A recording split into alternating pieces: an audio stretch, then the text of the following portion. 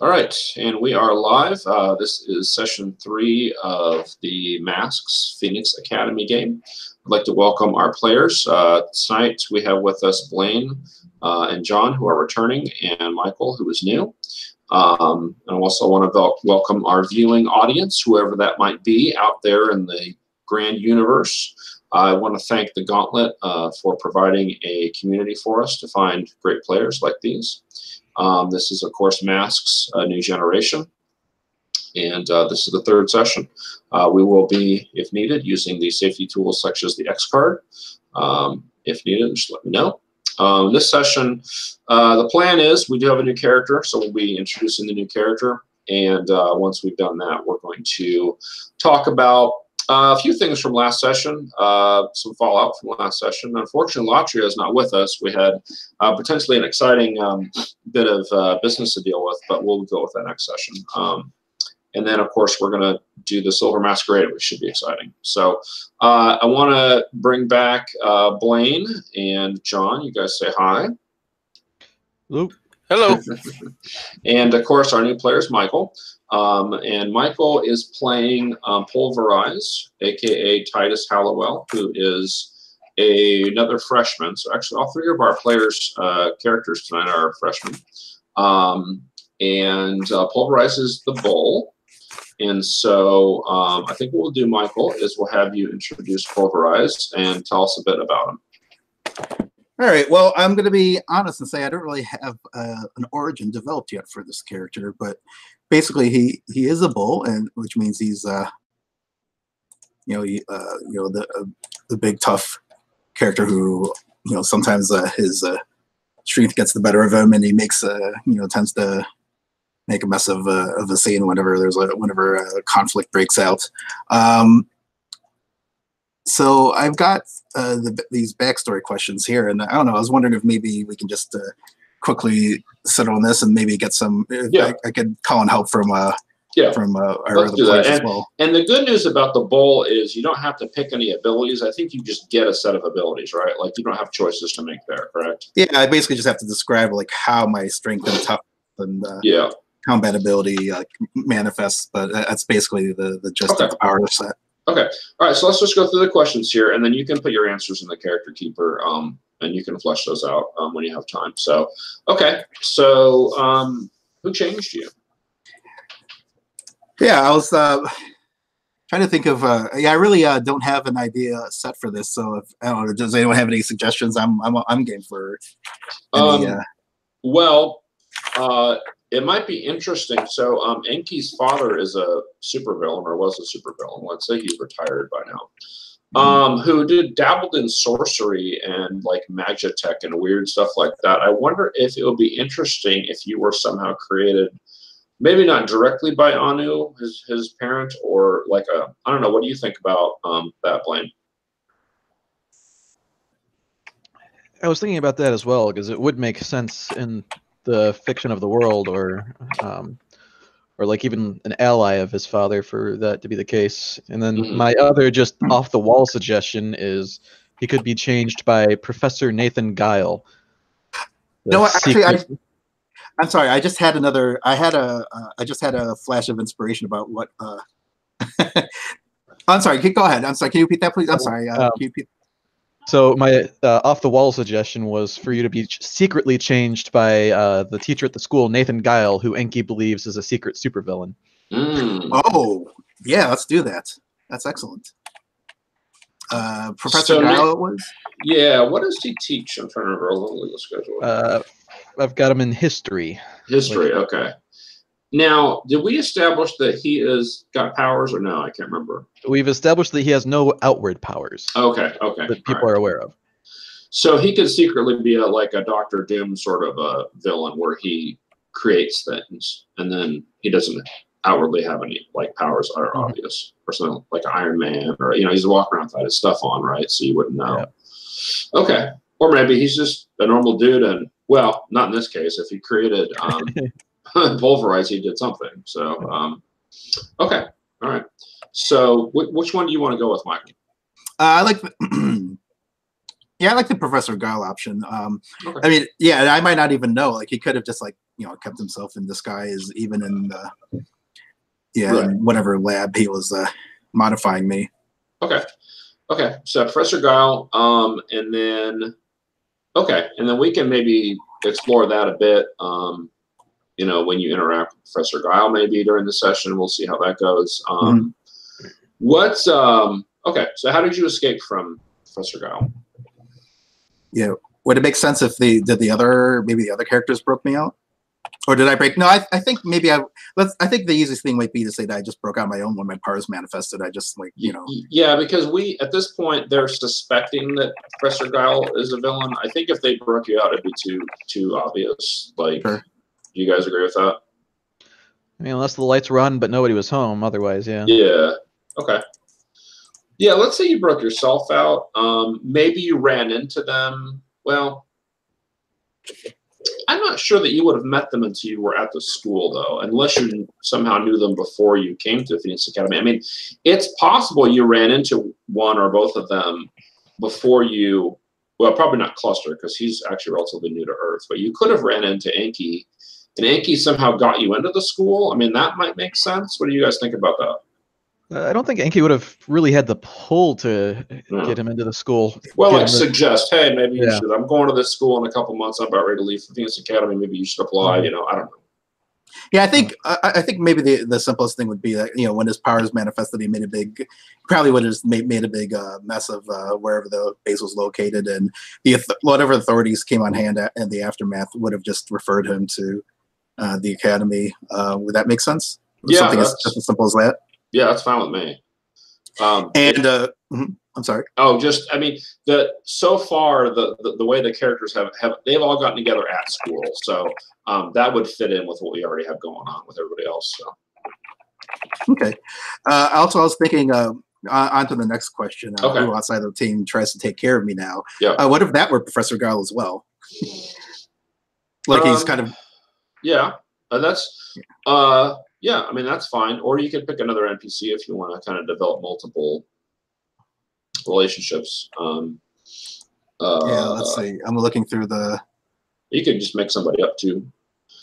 That's true. Yeah, might as well actually add something to the. Let's say one of the school counselors who is going to be. Let's see. I'm looking through my list of superhero names. Probably not that one. I do have a list. It's right here. It's like just in case. Okay, cool. Yeah, let's. He sounds like a good. How about?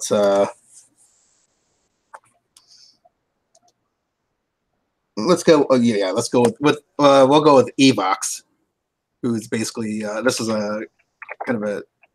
Yeah, we'll say he's the. What's the? Oh, I see what's going on here.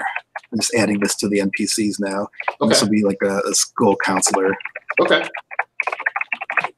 And we can settle on like that character's details. Actually, I had this is based. I actually took that name from a character I had in another superhero game where he had like super evolutionary powers, where he could just advance to like kind of like evolve into both. He could evolve and devolve into like stereotypical like envisionments of what humans would evolve. Like his future self was like super brainy and like physically weak because all that stuff atrophied, and his primitive form was like basically like a strong cave person type. Okay.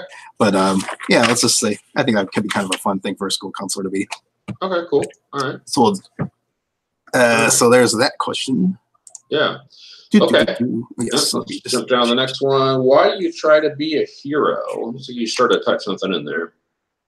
Oh yeah, that was when I thought. Yeah, I think. Why do I try to be here? I think basically just to live up to. Let's just say he's just trying to live up to Evox's expectations, or not expectations, but the vision for what I can achieve. Okay.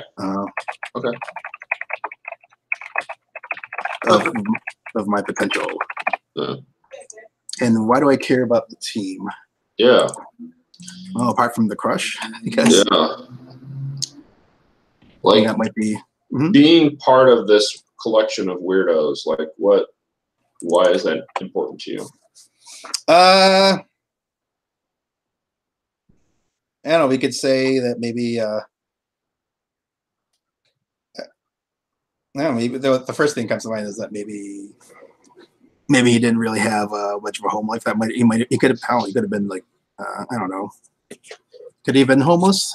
Maybe that's why this is like the first really like the closest thing he's had to a stable community. Yeah, I mean that's possible. You know, where did Nathan Gow get you from? You know.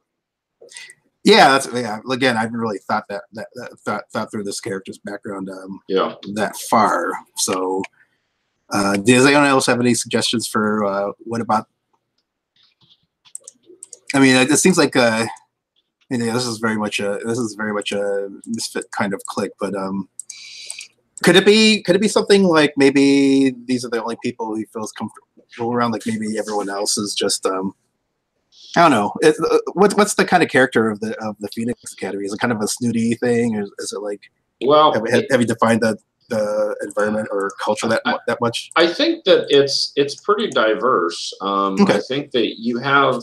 I mean, Cluster is made out of living crystal, and Enki is like an embodiment of this Babylonian, deity, and Latria is from this religious background where she just manifested these telekinetic and telepathic powers and was kind of cast out by her parents. So they're all different. And the school, because all of the students have powers, so it kind of enforces some diversity because people having powers is going to come from multiple different socioeconomic, cultural, whatever. So, I mean, there's a lot of diversity. So that I don't think the diversity is an issue. I think that there is, and you guys can chime in here if you want, but my impression of what we talked about was that there are definitely clubs and cliques like there are at any school. It's a normal high school in the sense that socially, aside from the powers existing, it's very similar. So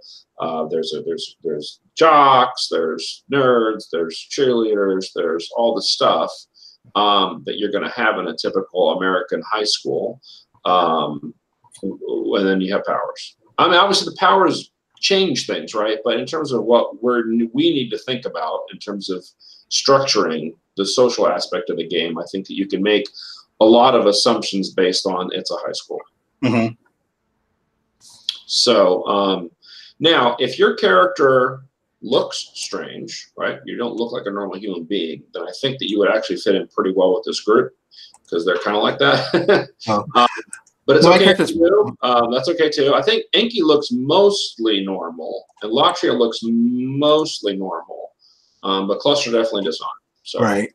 Yeah, the artwork I picked for the character is pretty standard superhero, super teen sort of thing. Okay. Do you have an idea what Pulverized looks like? Yeah, I've got an image pasted in the character keeper. Okay. He just has like a spiffy looking super suit. Yeah. Although that kind of begs the So basically just like I'm actually calling up the all-edged version of this image because I can't really see that clearly on my screen off the character keeper. Yeah, I mean, I can see it, but it'd be cool if it was a little bigger. But it's all right. I just noticed your picture, Enki. Did you draw that? Yep. Wow, that's pretty cool. That's very cool. All right. Oh yeah, that's pretty slick. Nice. It's been a while since I've delved into the art side of things, but yeah. All right. Cool. I never scrolled down and look at your guys' pictures for a while. I did in the very beginning, but all right. Okay, so I think we've got a decent idea. So are you okay with having Pulverized live next door to Enki and Cluster in the freshman dorms? Yeah, that should be fine. Okay. And so your characters would have run into each other during the course of your normal existence, classes perhaps, and you know, maybe there were some social activities in the dorm. Like I'm envisioning maybe there's like a communal area where they might have like a TV night, or they might have games, or I don't know, show off your powers in some way that's not going to destroy the building. I don't know. I mean, there could be all kinds of interesting ways that your characters would have met. So just for the purposes of the game, your characters definitely know each other, and there's some level of trust that exists such that we can actually have you guys do stuff together. So you're definitely not complete strangers to each other, and so forth. One thing that we do need to do, because we're replacing a character, is Inky and Cluster, if you have any references to Sable in your influence or your relationships, you should blank those out and see if there's any way to include Pulverize in there. So I don't know if you do. I'm looking. Looks like Cluster does. Yeah, you guys both have. Yeah, you guys both have references to Sable. So, you can blank that stuff out and put Pulverize in that spot. I mean, not in the relationships, but in your influence little chart. That would be a good way to do that. What does it say in your playbook about influence? I gave Pulverize gives influence to the love and the rival. Okay, well that's easy enough. All right. What does it say on Cluster's playbook about influence? I'm just trying to see if you need to give any to Pulverize. Yeah, I gave influence to everybody, so Pulverize will have it. Okay, and same for you, Enki. What's your playbook say about that?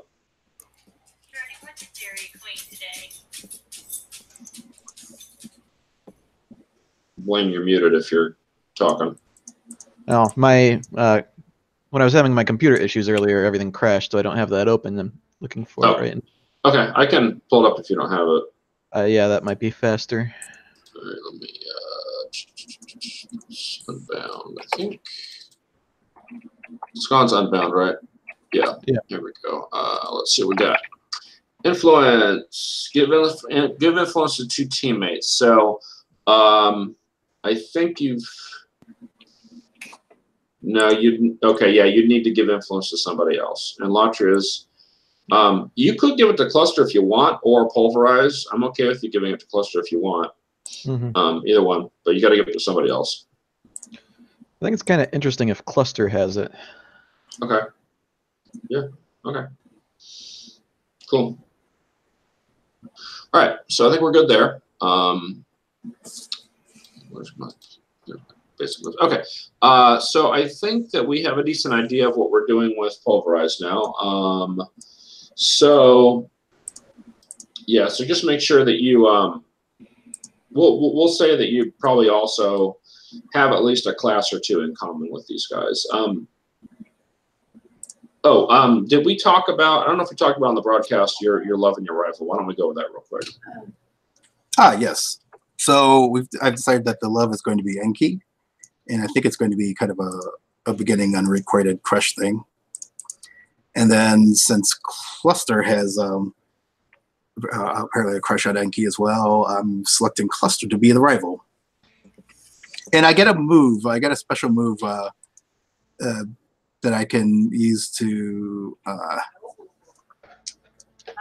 First of all, I get a +1 ongoing to any action that either impresses the love or frustrates the rival. And I choose a role that I commonly fulfilled for your love or rival. And I think I'm going to go with, let's see, the options are defender, friend, listener, and enabler. Yeah, I don't think it's going to be enabler because I don't really see this character. At least I don't see this character as being kind of an intentional provocateur, as it were. Let's just go with defender. You know, since he's strong and tough, I think that might be the most natural thing. So basically, whenever I leave to defend a lover or a rival in battle, I just, you know, it's easier for me. So let's just go with that. Okay. Cool. All right. So all right. So I just no, that's fine. I think I just had a straight thought about defining the the nature of the rivalry with Cluster, but I think we can just stick with what we've developed, since it seems to be the most elegant solution, since we both have a common interest, as it were. Yeah, I mean, I think it. Yeah, I think it works out pretty well. Okay. I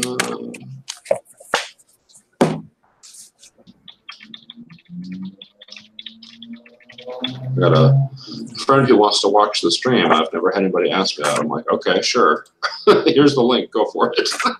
All right, cool. Usually people watch it afterwards, so I'm like, all right, sure, why not? Okay, so let's.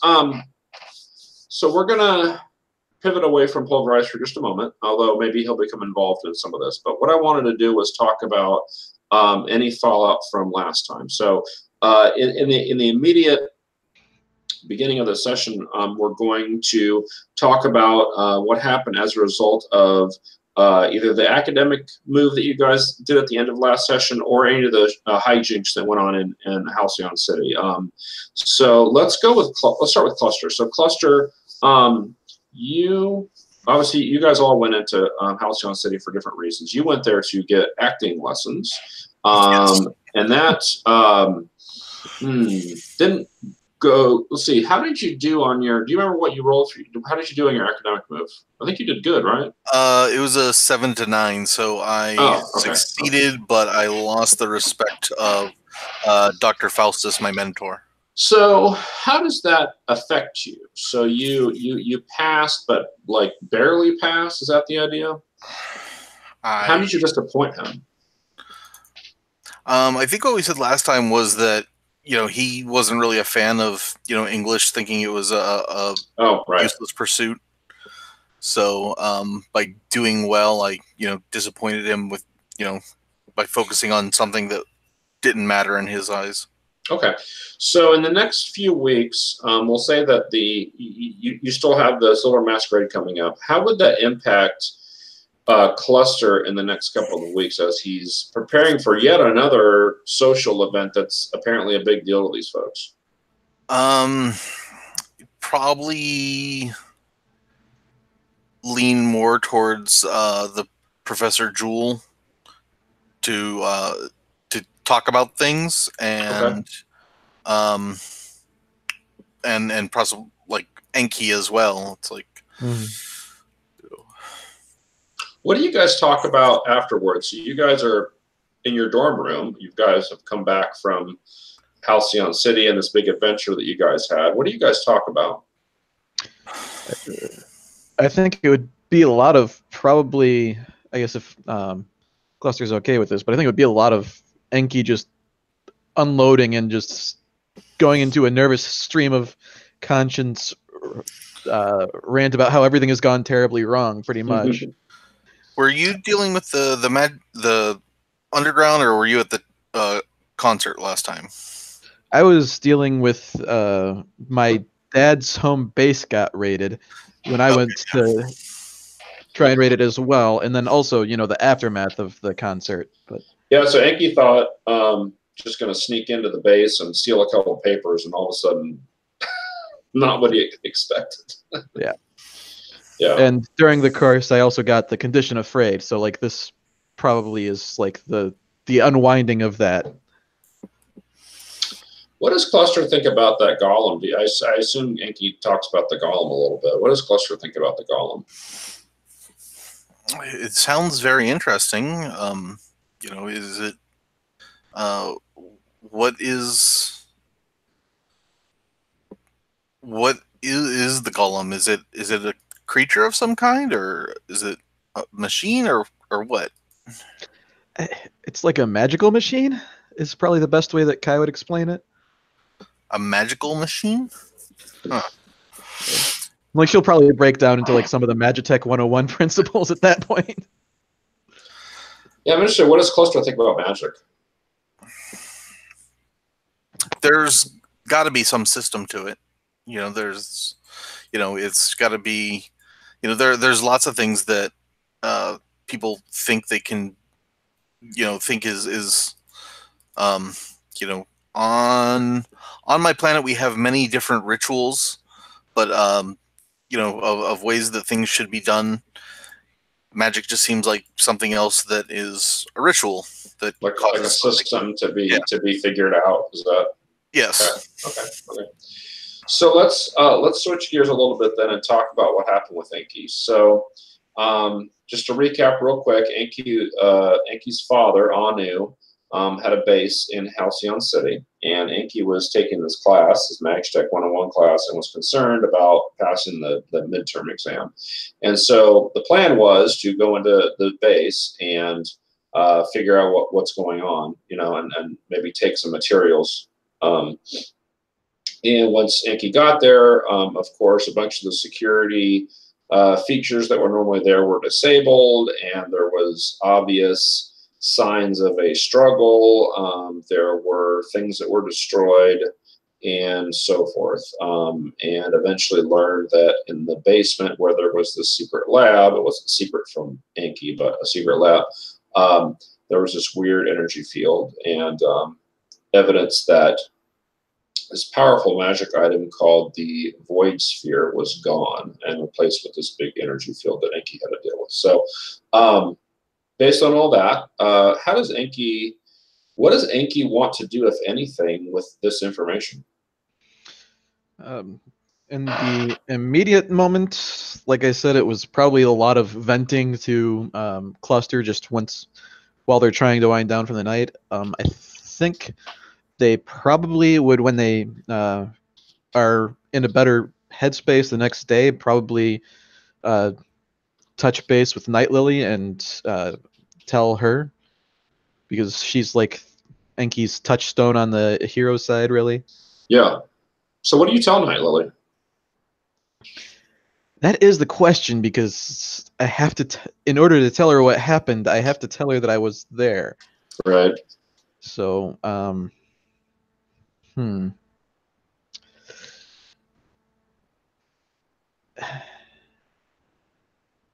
I think Enki does tell her what happened. Okay. Just like give her the whole story.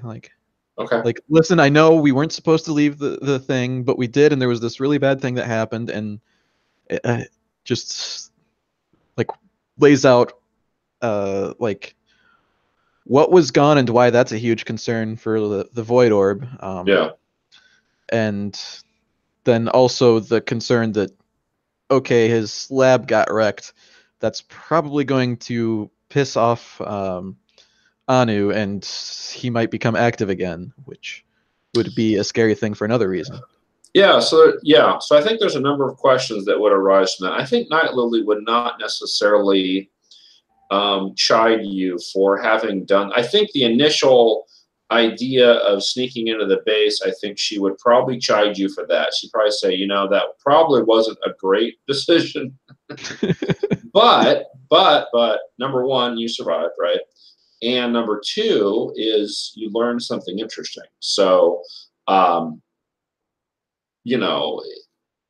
do you want to pursue finding out what happened? Do you want to reconnect or try to reconnect with Anu to find out what happened? Does Anu even know what happened? Maybe Anu wasn't there. Although, I think the golem told you Anu was there. The golem said he left through the teleporter. Yeah. So where did he go? What the hell did all this to his base and forced him to flee? So I think that there are a number of questions. And so Night Lily would say, this is your father, and yes, he's a supervillain, but you might be a little bit better prepared to deal with stuff now than when you first got to the Phoenix Academy. And you have a support network of other people who can help you with stuff, right? Maybe it is worth pursuing if you want to. If you don't care, then obviously don't. But, on the flip side, whoever did this, whoever was involved with this break-in and whatever else is powerful. So, you have that to think about as well. Is it wise to wade into this situation? Mm-hmm. Yeah, and I think Enki's going to say, well, this is all just such a huge shakeup. I don't know what I want to do, and it's going to take Hinky a while to come to a decision. But I think the decision that they'll end up coming to is they want to try and reestablish contact with Anu, but like through like dead drops or something, not like direct contact. Hey, let's meet up face to face. I don't think they're ready for that. Okay. All right. So, real quick before we move on, in the past, is there a method that you would have used to communicate with Anu, or is this something you're going to have to figure out? Like, I mean, if you're not directly communicate, how would you do that? I think there's probably not really a way, because like a lot of this coming into my power is stuff that happens like as I came to the academy, so it's not like we had secret back channel magic communication before then. So I think this is something I'm going to have to develop, or like maybe send a message through Buster or something. But what if you have an item that you were given, like maybe you have an item that you could use to try to communicate? That would make sense too. And that, also, I did sort of raid the house, so there's probably something that was there that I could have used. Well, that's a possibility. Or what if you were given an item that said an emergency, and then you've just like hidden it away in the bottom of a drawer somewhere, you know, and now you're like, maybe I should use that ring or bracelet or whatever the heck it is. I don't know. Be funny if it was like a Babylonian stone tablet that you could write. Hey, how's it going, Dad? with your little clay, whatever it is, little tool. Please, stylus. Because of course it's in cuneiform, right? So you're like, God damn this thing, and you're like looking at a Babylonian English like 10 dictionary. minutes to write it out. Okay, so we'll say that for the purpose, you have some way to do this. We'll just say that it's a magical device of some kind. When you go to use it, we'll define what it is. So we just think about it. You have a thing. It may not happen this session. Maybe it will. So real quick, I want to just, how did you end your time with Anu before? Like before you came to the Phoenix Academy, how did you end things with your dad? Honestly, I don't think Enki would have confronted him at all, really. I think it was probably like a running away from home situation, where just didn't say anything, threw everything in a bag, ran away, found Night Lily, and from there things got situated. And has there been any contact at all since then? I think so. I think probably just like some, do I need to come break you out of this school type stuff? Okay. And it's like, no, I'm fine, leave me alone. Yeah. It's like not like an outright rejection. It's just, I'm fine, I'm doing my own thing. Talk later. So just kind of some distance, right? Like not a hostile. Okay. Because the playbook gives you a number of options about how this relationship can work. I mean, it needs to be somewhat not confrontational. There needs to be some conflict, but it doesn't have to be hostile. So in this case, it's not. It could become hostile, but at this point, it's just kind of distance. Okay, all right, cool. So is there anything else that you guys need to explore? If not, we're going to jump ahead a couple of weeks to the Silver Masquerade. So, okay. And just for future reference, so this session is basically going to represent, the first part of it's going to be the Silver Masquerade. Then we're going to jump ahead to the beginning of spring semester. And then the last session, we're going to have another, we're going to have another academic move, but not until session 4. So you don't need to worry about that for a little bit. But we will have another one representing the kind of finals, right? And we'll go from there. So I'm just gonna, real quick, I know that there is another event in the spring, and I just want to look that up real quick, and I'll tell you guys what it is. But we won't be doing this until next session, but it's bugging me, so I'm going to tell you about it now. And just for the record, the relationship with my father is from the playbook. I put down ever shifting, full of denial. So it's sort of like this, like I ran away from home, but no, we're fine. Don't come rescue me. But I also ran away from home. So okay, cool. All right, so okay, so in the spring there is a prom called the Golden Knight. There's like a royal court. She's like a king and queen. So this is more of a traditional prom. The clubs have like a special function there. You guys aren't in the club, so you don't have to worry about that.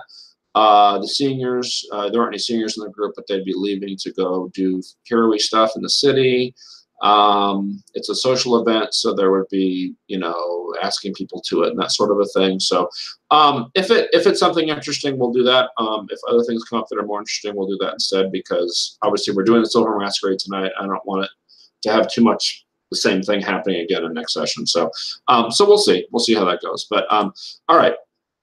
So yeah, so I want to jump into the Silver Masquerade. So let me, for the purposes of kind of setting the stage here, describe the Silver Masquerade, and then we'll figure out how you guys want to deal with it. So this is a dance in the fall. So this is around Halloween time. It is a masked dance, which means that if you have your costume, you can wear your costume. If it has a mask in it, that's cool. If you transform or do something weird, you could just do that. I'm not sure what Cluster's going to do. Cluster doesn't really need a mask, but I don't know. He could wear one if you want. So for the people that either don't have costumes or their costumes don't have a mask, they're given these silver masks. So they look kind of like the typical masquerade ball sort of a mask. So they really just cover like the eye, like this part right here, right? And they're colored silver. These have like the white kind of film over the eyes, so they look like more like Robin from Batman. They look more like that. And then if you don't have a costume, what you wear is this silver robe. So it's kind of like a Roman toga almost, except it's silver colored. So at the Silver Masquerade, you are allowed to bring a date from some other school. So, and this would mostly be for the juniors and seniors, because you guys really haven't socialized much outside the academy. But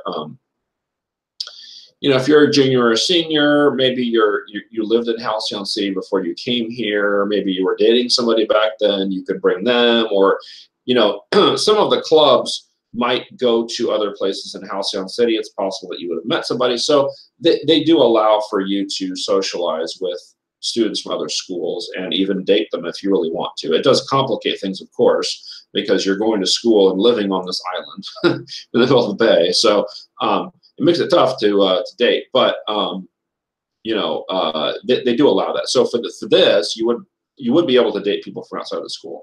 For the other one that I mentioned, it's only for the students. So, but we'll tackle that later if we need to. So, all right. So let's talk about how we're going to deal with this social situation. So there's something in the chat here. Let me just look real quick. So pulverize. Okay, so the suggestion was that Enki and Pulverize could be going to the dance together. So let's bring Pulverize into the conversation now. So and you guys can clear the conditions and stuff. This is several weeks later. So how does that happen?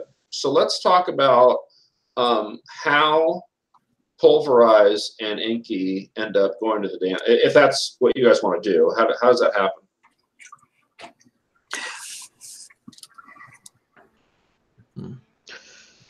That's a good question. I don't know that. I guess. What do you feel like Pulverize's orientation is like, and their confidence in it, Michael? Yeah, well, since I don't have any, I didn't have any prior conception of it because I didn't really think about this character's origin beyond just filling out the blanks of the character sheet. So I'm fine with him being. I think for the purposes of getting to the setup, it would make sense if you were comfortable with his orientation. I was even thinking about how, like, what would have attracted him to Enki in the first place, and I was thinking it'll probably be the magic, you know, like. Like at first he was just fascinated by, you know, because I mean, yeah, they're even in I imagine even in a school full of kids with powers, someone with sorcery's got to be especially impressive because you have such a wide range of capability. And it might have just started with him, no pun intended, being enchanted by that, and then just kind of becoming drawn to you as a person, and things sparking from there. So, in that regard, yeah, I guess the first question is who asked who, right?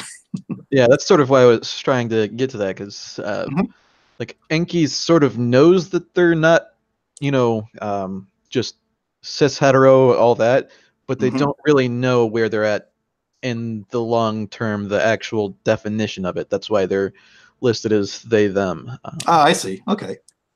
So they're. I don't know that they're in that position where they'd be, just like, hey, let's go to the dance, and like asking somebody out. So, given this a little bit of tension and confusion here, do you think that either one of you would have approached either one of your friends or one of your kind of adult mentors about the situation? I don't think I would have.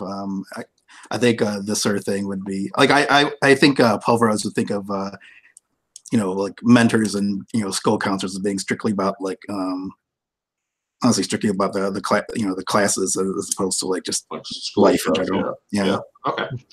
Does Pulverize have any NPC friends that are peers? Inevitable. I'm sure he. Yeah. I mean, you have a roommate. We don't know who that is yet. Yeah, I'm sure he's. Yeah, I'm sure he's got friends and stuff. Yeah, I think I'm trying to think of what his. What is? I mean, there are definitely people who don't talk to their friends about this sort of thing at all. Even if they're perfectly normal friends and they do stuff together, they just don't talk about social stuff, and that's okay. I mean, if Pulverize is that kind of I don't want to say introvert, but somebody who doesn't open up about those kind of things, that's okay too. I just wanted to throw that out there as an option. What about Enki? I can see, like, honestly, anybody that was on the team Enki might have talked to about it, but it would have been more of a just like, I don't know if I want to go to the dance. I don't know if I want to go with anybody. I don't know, like, if I do, like, what gender that person would be. I just don't. So we're just. I'm sorry. Yes. Well, there's an interesting possibility here. So we talked about, I think it was last time, or whenever we talked about the living situation, when we brought up the fact that Cluster has a crush on Enki, that Enki doesn't really understand / know that that's happening, right? So what if Enki reached out to Cluster about this? Just to complicate some stuff. Yeah, what would Cluster think if that happened? If he says, "Hey, this guy asked me to the dance. What do you think?" And Cluster's like, I think that would be a wonderful idea. Meanwhile, he's thinking that that's not what he wants, but Professor Jewel told him to stay away from them. Interesting. Okay. So you very much should go. It'll be wonderful to see you there. I have asked out 30 people, and they have all said no so far. Now, I do want to mention that there is a possibility for Cluster to get a date. I don't know if you remember, but last time there was somebody who mentioned that it might be interested in Cluster. Yeah, the theater girl, right? Yeah. Jenny Fields from Hillside High. And though you don't have a phone, you do. Someone has her phone number. You can somehow get a hold of her. Yeah. Perhaps Cluster gets frustrated enough with what's going on to take a chance. Yeah. I would give her a call and say, okay. And she'd probably accept because it's a chance to see Sable. And just to be honest, any of the kids in the mainland schools getting a chance to come here would be a big deal. So, yeah, there's all kinds of reasons for her to say yes, but unfortunately, it has nothing to do with Cluster. But he doesn't know that, right? He's, I mean, she is genuinely interested in him, but I don't know if it's romantically. Like, she's interested in you because you're different more than, hey, I want to, whatever, right? So we'll see. We'll see how that goes. It's complicated when you're a living crystal. Yes. There's lots of questions about how things are going to work. We'll have to see if that probably isn't going to come up, but we'll we'll cross that bridge when we get to it. So, all right. So let's say just to kind of move things along here, let's say that all happens. So Cluster says, "Yeah, go out with her or him," and then so what does Enki do? Probably frets about it for a little bit more, but then does say yes. Okay, cool. All right. And as freshmen, you guys don't have a ton of opportunities to ask people out. So you probably would eventually be like, well, if I'm going to go to this thing, I might as well, right? So begrudgingly, because you don't know Pulverize that well. I mean, you guys live next door to each other and you're in classes, a few classes together maybe, but you're still not, best buds by any means. So so I think this is good. All right. So then you guys go out or you agree to go to the dance or the masquerade together. And then Cluster, you contact Jenny Fields somehow, and she agrees to go. So you guys have, at this point, a couple of days before the event. So let's start with Pulverize. So what would you do to get ready for the Silver Masquerade?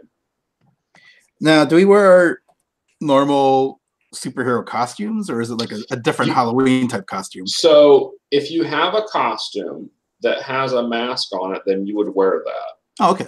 If your costume doesn't have a mask, you can still wear it, but they're going to issue you this silver mask thing to wear. So okay, I have a visor. I guess that's close enough. Yeah, that's fine. Okay, so what would you be doing? So you still got to go to class, you still got to do that kind of stuff, but in terms of preparing yourself either mentally or socially or whatever, like how would Pulverize get ready for this? Is Enki derived from any particular mythology? I feel like Enki is a mythological name, but yep, it's Sumerian. Ah, yes. Well, I'm reading up on my Babylonian mythology, or excuse me, religion, because he probably makes that mistake a lot, where he refers to your background as a mythology, and then realizes that wait, that's probably kind of offensive. But that's that probably would have been part of the meet cute. But in any event, he's definitely reading up on his he's reading up on the family history, as it were. Yeah. All right. So so one of the things, at least in cinema, that happens with these sort of things, whenever there's especially in the 80s movies, right, where they're all stressed out about some kind of dance that they have to go to, whatever, is that sometimes they'll either stay completely away from the person they're going to the dance with, or they'll try to see them secretly and be like, oh, I wonder what they're doing to get ready, or even directly interact with them. So would Pulverize try to kind of touch base with Enki before the event, or just show up and let's go to the dance together? Well, let's see. We're neighbors, so it'll be hard to just avoid contact, right? Yeah. So no, he'd be I see him checking it out. I don't think he's gonna. I don't see him playing it super cool. Just since he's a bull, I figure by nature he's gonna make a mess of a scene, no matter what that scene is, whether it's a fight or any other kind of situation. Okay. So if anything, he might over coordinate, start maybe have a last minute freak out about whether he should change his costume scheme to go better with whatever Enki's wearing, that sort of thing. All right. And given that he didn't develop his costume on his own, that'll be kind of a tricky thing in of its own. But that's probably one of the many things he's stressing out about. Where did Pulverize's costume come from? Well, I kind of I just had a thought that maybe there's a superhero version, almost like a superhero charity for superhero costumes, because those things are cheap, right? Yeah, I mean, especially nowadays, they're all they're all. It's not just tight, this tights you can sew together like it used to be in the '60s, right? It's all latex and lycra and what have you. Yeah. So I almost imagine that might have been a thing. Whoever paid for his tuition, may have also donated, given the suit, maybe some student had some superhero college designed the suit, and a hand-me-down costume. Okay, that's cool. Yeah, maybe. So interesting. Yeah. So Latra, who's not here, is a sophomore, and she was actually assigned, her midterm was to create a costume for herself. So maybe that might be in your future, is to like make your own costume later. So that's kind of cool. Yeah, yeah. In fact, it might have been maybe we should say that my costume was a product of a prior student's project. Like, somebody had a similar assignment. All right, cool. So Enki, same question to you. So what are you doing to prepare for this? Prepare for this, probably learning to dance, because I don't imagine growing up with a supervillain you've really had a lot of opportunities to figure that one out. So that was another aspect I was going to get to. So this is a dance, so this will be very interesting for all of you. I think further frustrating Cluster probably, Enki would realize that Cluster probably also doesn't know how to dance, and perfect partner. Yeah, I think that's a good insight there. I feel like Cluster probably doesn't know how to. It's certainly not how to Earth people dance. I mean, maybe there's a dance that, I don't know. Do living crystal people dance? No. They join together and vibrate the frequency of the music. Oh, that might not be a good idea here. So let's jump to Cluster. So how does Cluster react to this? So you're going with somebody who's an Earth woman who theoretically knows how to dance. She's actually older than, well, she's like a junior, right? So she's not older than you per se, but she's certainly been on Earth and stuff and more familiar with social stuff longer. So what does Cluster think about that? Does Cluster have any anxiety about going to the dance with somebody who's a lot more experienced with the social situations? Yeah, I'd say. He basically, what he knows is just off of like movies and things. So. Okay. So do you guys watch a lot of those kind of movies? Like 16 Candles and stuff like that? I have heard these are the great romance movies. But we're all ducky. I don't get it. Okay. So how does Cluster feel about seeing Enki preparing for this masquerade?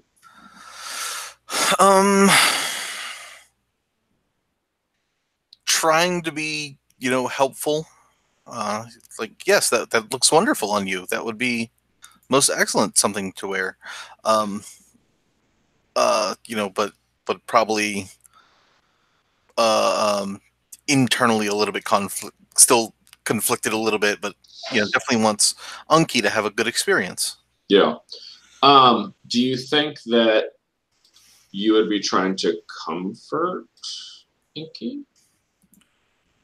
Possibly. Comfort or support? I feel like maybe you are. So why don't we have our first roll of the night? Woo. We're only an hour into the game. Finally having a roll. So roll plus your mundane, and we'll see how this goes. Are we still in the same room? Yeah. Yeah. Oh, sorry. Yeah. Michael, do you need the roll for your party link, or do you have that? I can get it from my email, but yeah, I can get it from my email. Okay. If not, I can post it. Okay. Comfort or support is mundane, right? Correct. Cool. I got a 6. Awesome. Mark potential. All right. Okay. So something has to happen here. What would be interesting? Okay. So, Enki, how would you react? Again, you don't really understand that Cluster has a crush on you, so you're genuinely trying to get maybe some advice from Cluster. So, what are some things that your characters would do together to kind of try to support each other in this effort? I think the first thing was that Enki was going to be trying to use Cluster as a dance partner to learn that. So that could go terribly, like Cluster steps on my foot and now I have a broken foot going into the dance or something. Yeah, I think what we're gonna I think I'm gonna give Cluster a condition here as a result of the miss. But aside from that, probably there's some discussion of like, what should I wear? Should I wear my costume? Should I wear the golden robe, but the mask for my costume? Do you think this bearded mask is too masculine? So, all right. So what happens is you guys try to dance, and so Enki has a very vague idea of the kind of dances that teenagers do. Like, I don't think that Enki probably realizes that teenagers don't really know how to dance at all, in terms of like formally, right? So there's like, oh, we can do the such and such, or the Watusi, or the the mashed potato, or all these things that like aren't really things that teenagers do. And so maybe you guys watch some YouTube videos of people trying to do these dances, and oh, we could try that. And then it ends up, Cluster ends up stepping on a lot of things in your room, including your mask, and ends up destroying whatever your normal mask is. So that's like super embarrassing, I think, probably. So why don't we give Cluster the guilty condition? Sounds good. And that also means you're either going to have to fix your mask or wear one of the silver masks for the dance. Yeah, I think the initial reaction would probably be almost a literal explosion of emotion from Enki, because what are you doing? You just broke a 5,000-year-old mask. To fix this, I'll have to factor in I don't even know what I'll have to do.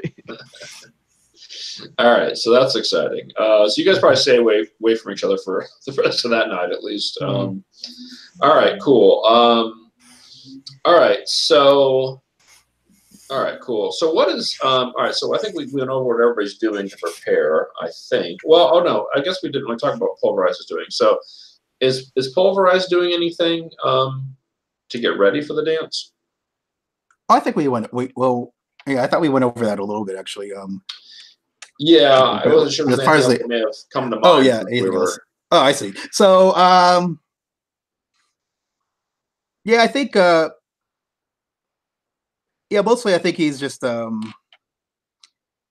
it might occur. Yeah, I think eventually it would occur to him that maybe Enki isn't like that culturally familiar with these kinds of Earth customs, because would that be something that he would have picked up just getting to know him, getting to know them? It might be something to pick up if he read particularly deeply into their background. I don't know that it's like immediately obvious with brief dealings with them. Okay. Yeah, I mean, you could probably at a very high level assume, just because, yeah, Enki was raised by a supervillain, so probably. Yeah. I didn't go to public schools, that's for sure. Yeah. So, well, I guess there's like the typical high school stuff, like getting. It's the equivalent of like as if Enki was homeschooled, because they were. So it's like that sort of like there's some weird social things, but it's not like, oh, this person doesn't know what dancing is. Well, there's the whole like corsage and boutonniere thing. That's what I'm remembering from high school. Is that kids still do that, right? Yeah. Sure. If you want it to be there, it's there. All right. So okay. So you're gonna go get that stuff?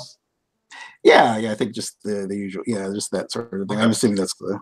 Yeah, we'll probably say that because the kids have a hard time going to the mainland for stuff, they probably would have somebody here. Like they probably would have brought somebody over, maybe the last couple of days before the dance. They would have like flown over like a florist and a whatever sells that kind of stuff. So there's probably somebody on the island that you can go to get that kind of stuff for the dance. Yeah, maybe check around and ask around the botany club to see if anyone can like whip up something fancy and see super heroic. I'll tell you somebody who could whip up something fancy is Night Lily. Oh, because Night Lily grows plants and stuff, and also may happen to know Enki. Now the question is, does Pulverize know that Night Lily knows Enki? You guys think? I would imagine, since I'm seeing now that Night Lily is Enki's idol, I'm sure they've gone on about her to considerable length. That Okay. And if Pulverize is in any of the classes that Enki has with Night Lily, you probably would have figured this out because yeah, they talk after class, and it would be pretty obvious. So I think it's fair to say that Pulverize would know that. Okay. Well, I'm seeing right now that I'm just Googling, and I'm coming up with I could ask if she can like craft something, maybe something in the or ask her, or maybe ask if she know where I could get like some flour that's related to well this might be kind of funny. I'm just looking right now at up Babylonian mythology / family history, and I'm seeing that there's maybe something maybe some special flower related to like Inanna, which is like the goddess of fertility, and it just occurred to me right now like a gift from the god that's based on the goddess of like fertility and sex could like have all kinds of like ominous portents and like sure give off all kinds of like signals. Yeah, let's assume that Night Lily has a very good selection of seeds of things, a personal collection. That kind of thing would be pretty rare, I would think, unless it's a commonly, I don't know what kind of flowers you're talking about, but let's assume that Night Lily can definitely, use her powers to like quickly grow that and give you a corsage of whatever that is. Yeah. Depending, it could be something that would I could be committing some like massive faux power. Oh yeah, totally. Like I could, for all I know, I could be accidentally proposing to Kean. This is the flower of death. What's wrong with you? Right, exactly. Cool. So let's say that you do that. I'm guessing he would have just picked something in a encyclopedia that looked pretty and not really, not necessarily like get into like what it really means. Okay. Okay. Cool. Okay. So Night Lily will definitely help you with that. Do you ask anything else of Night Lily while you have the opportunity? Oh yeah, I think I don't know. Has she ever dated a deity before? Oh, has Enki ever dated it? Or dated? No, I mean Night Lily. Because Night Lily. I know Alfred's never dated a god. No. Wait a minute. Maybe she has. It was the 70s, who hadn't. What do you? Well, let me ask this question of Enki's player. Do you think that Anu and Night Lily would have dated at some point? No, or at least not dated, but maybe there was some kind of because we don't know what there's some kind of a backstory between them, but we never really explored what that is. Yeah, I think it's more of an adversarial relationship there. I think like from what we've discussed, it was more of that Anu and Night Lily were clashing in one of Anu's schemes, and then Enki was there and ended up getting saved by Night Lily at least once, and stuff like that. So I don't think that it was a cozy relationship. Okay. So I think that Night Lily would probably say no, but would describe this past with Anu and Enki as probably the closest thing that she's run to in a sort of a mythological / religious regard.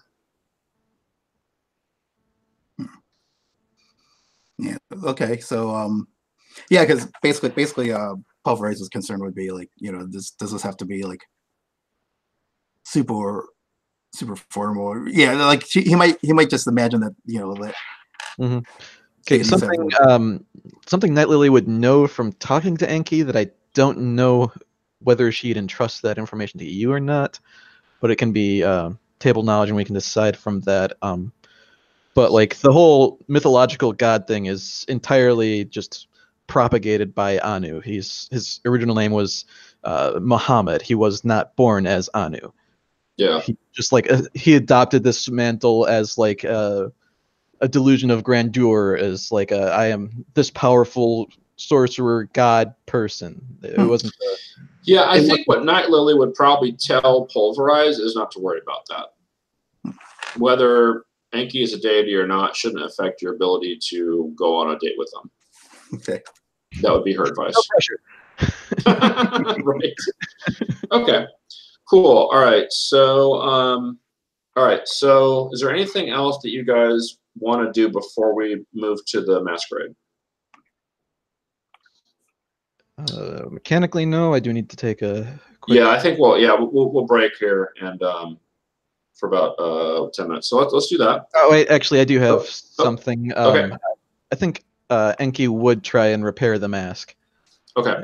And so actually, I want to ask you a question about that real quick. So all right. So let's assume for a moment that you kind of scramble around a little bit because your mask got damaged. Is there a backup mask or anything else that you would wear just in case you couldn't get this fixed in time?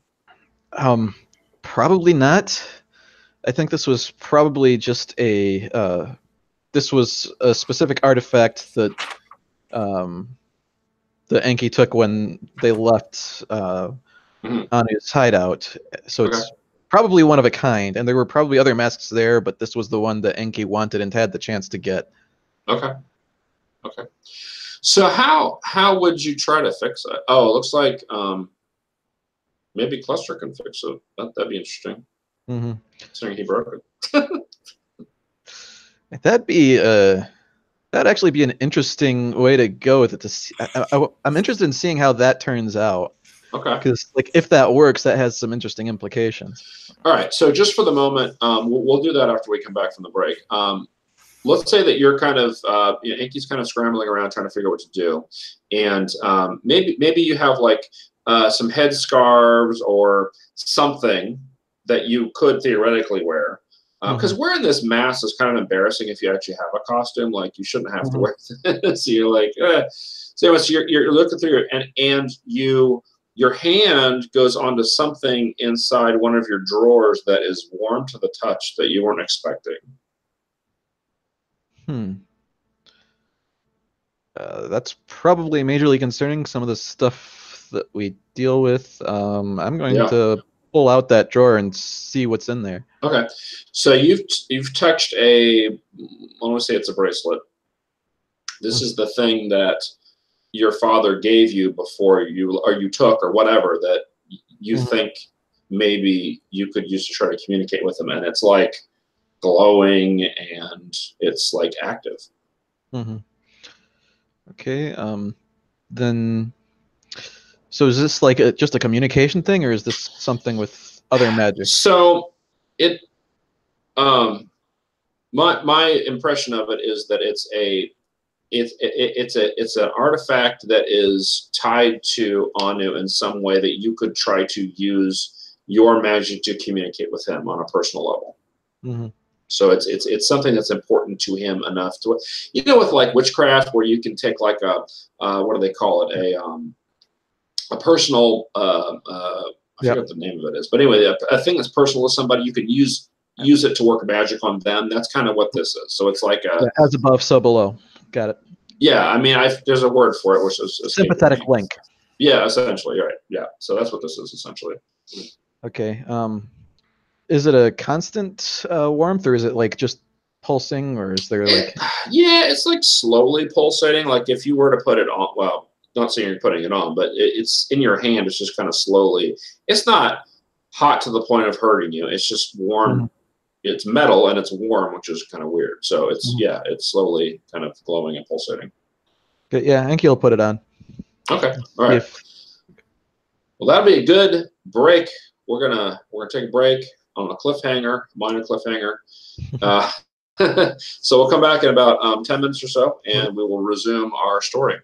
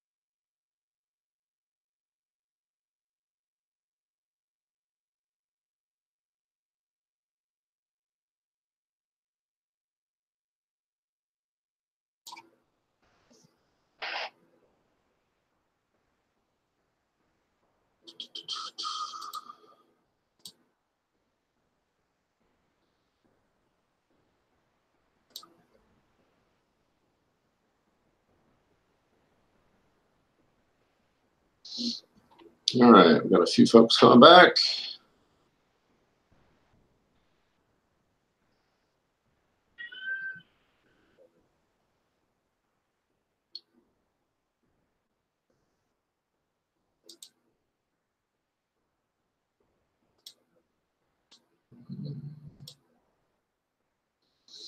All right.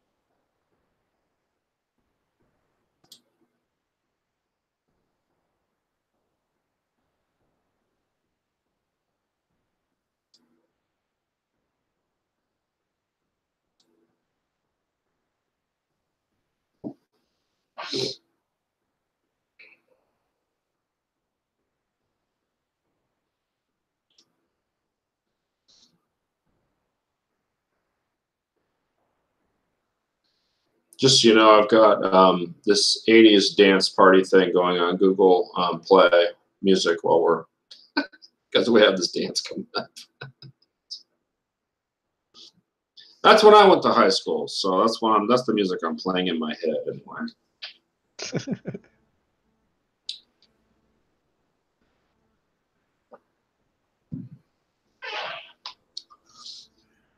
This rate, it's probably going to be an 80s theme night for someone, so. All right, so all right, wait for John and Michael to get back here. Did you? Well, we'll wait for them to get back. Did you want to try to do something with this bracelet though? Yeah, I think it would. I think Genki would try and, if nothing happens with the bracelet on its own, Enki would try and send a message. Okay, okay. It'd be sort of like a Morse code thing. Yeah, I think what we'll do is have you reach out with your Unleash Your Powers when we get back. Oh, looks like we got John. We're getting there. All right, looks like everybody's back. Cool. Okay, so let's get back into it. So Blaine and I were talking about having Enki do something with this bracelet real quick. So we've got this bracelet. You put it on, right? Enki? Okay. And nothing particularly happens when you put it on. You just feel like, I don't know, it feels like, I imagine it feels probably like tapping into the wards did a little bit. Like there's something there. There's an energy there. But you're going to need to do something else to get it to do stuff. Like it's active. It's ready for you to. It's almost like it's wait. You almost feel like it's waiting for you to do something. Yeah, I'm going to definitely just try and, with a bit of spell work, try and send a message through it. Okay. It's probably going to be a simple message, like probably went home, saw danger, what happened type thing. Yeah. Okay. Well, let's have you do Unleash Your Powers, which is you roll with your freak, and we'll see how this goes. Okay.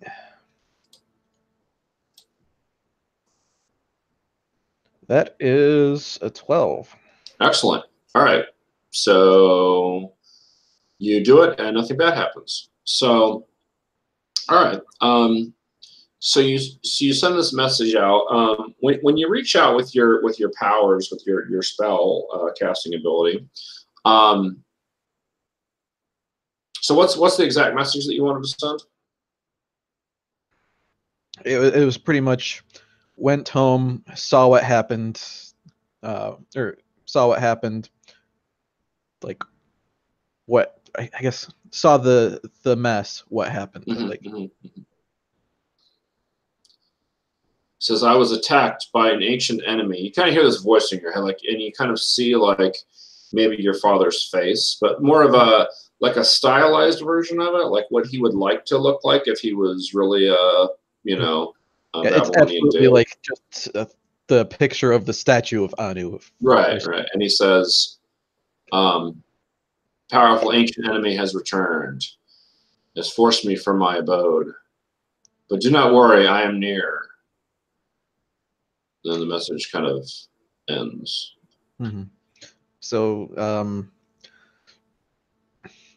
I guess I'd try and send out another message. What ancient enemy? So this you reach out and you see this image of a serpent, but you don't get a verbal response. You just get this image of a serpent. Okay. Again, this stylized sort of a deal. All right.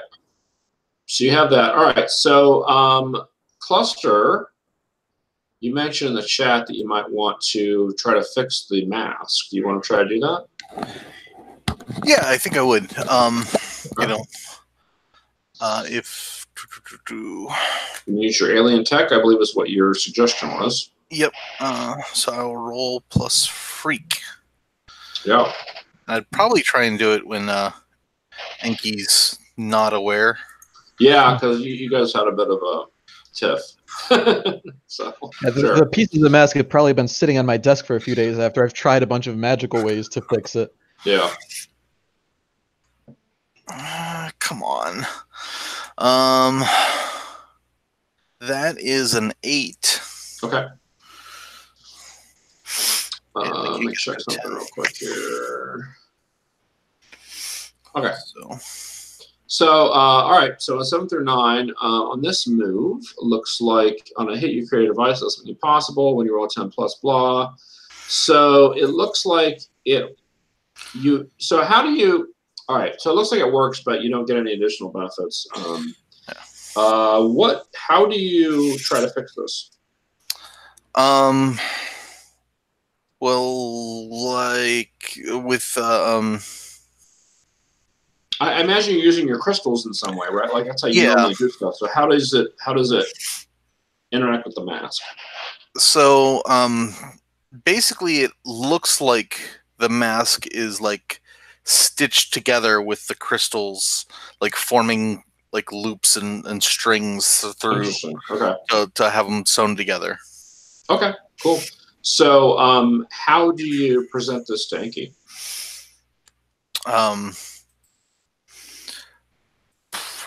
Probably Enki wakes up looking for the mask, and Cluster just says, "I fixed it for you." All right, cool.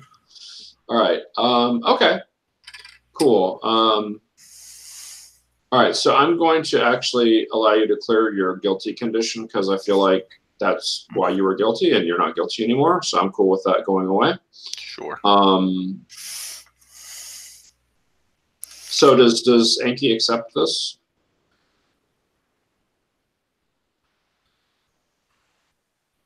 You're muted.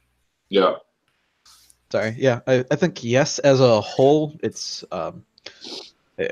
probably like, oh, thank you. Like, well, I guess it probably is sort of like rubbing at some of the crystal growths that are like holding it together, but like, it's thank you, Cluster. This mask means a lot to me. I appreciate it. Cool. Actually, let's do this. Let's give you back that condition for the moment, Cluster. I'm going to have Enki comfort or support you basically by accepting your apology for messing this up. So you can clear it if is that okay? Works for me. Okay, so Enki, roll plus your mundane. We're not getting enough rolls in here. Get some rolls going. I don't know. I like games that are more in character than. Yeah, but I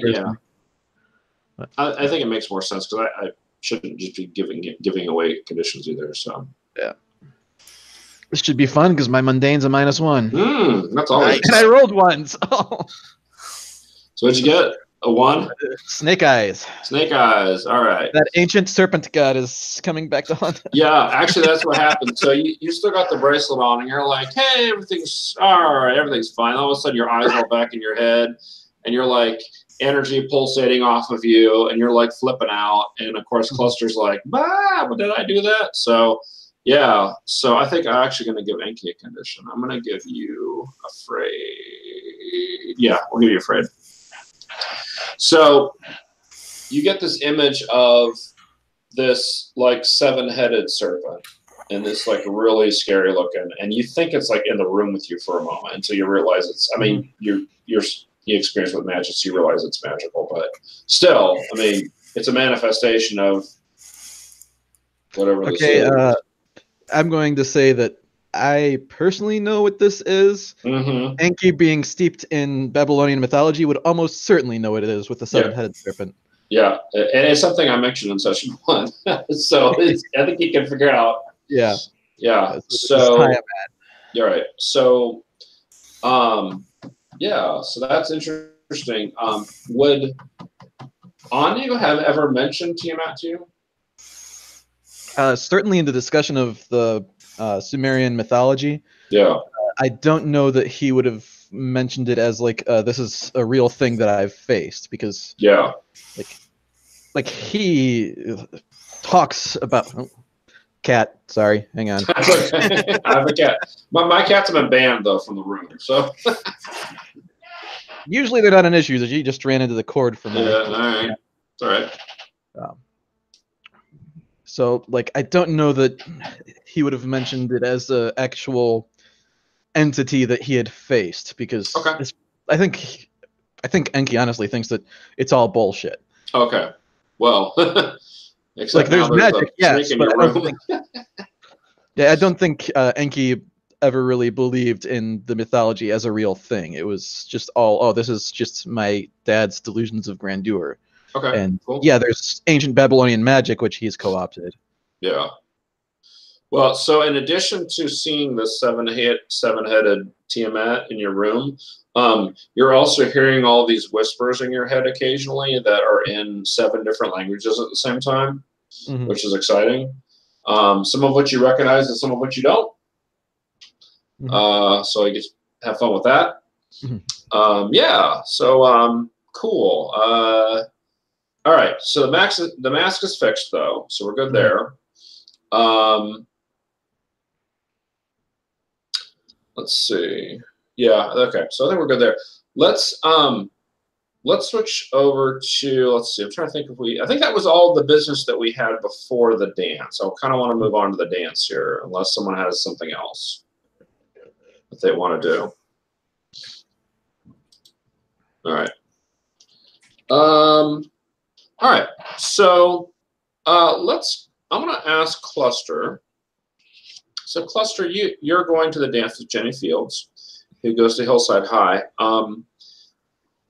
How would you envision that this would work? Because obviously she's at a school on the mainland. Do you think? I'm trying to think about how this works. So we did mention there's a ferry that goes back and forth. So I think that's probably how she would get here. I imagine that at some point during this week of preparation, somebody probably would have mentioned that if you're the dude, you're supposed to like pick her up. But number one, you don't know how to do that. And number two, you're a freshman. So you can't really leave the school. So I'm wondering, like, how does your character feel about that? Or does he care? I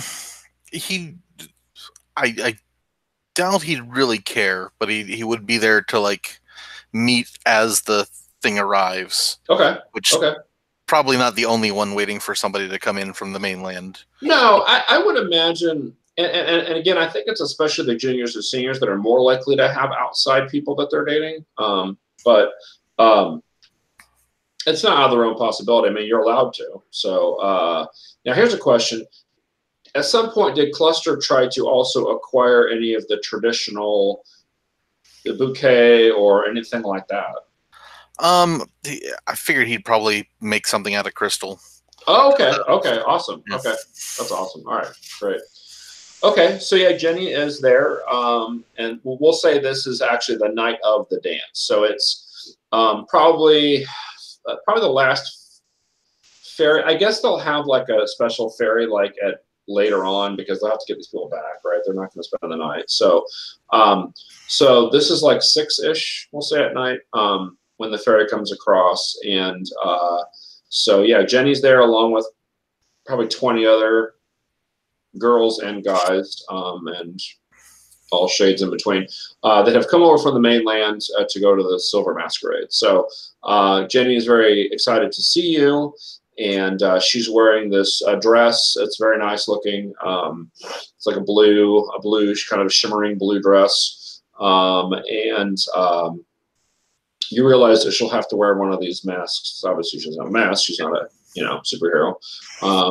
So they'll have to give her one of those masks to wear. But yeah, she looks great, and she's ready to go. So what do you say to her? Hello, Jenny Fields. You look very lovely. I have made this for you.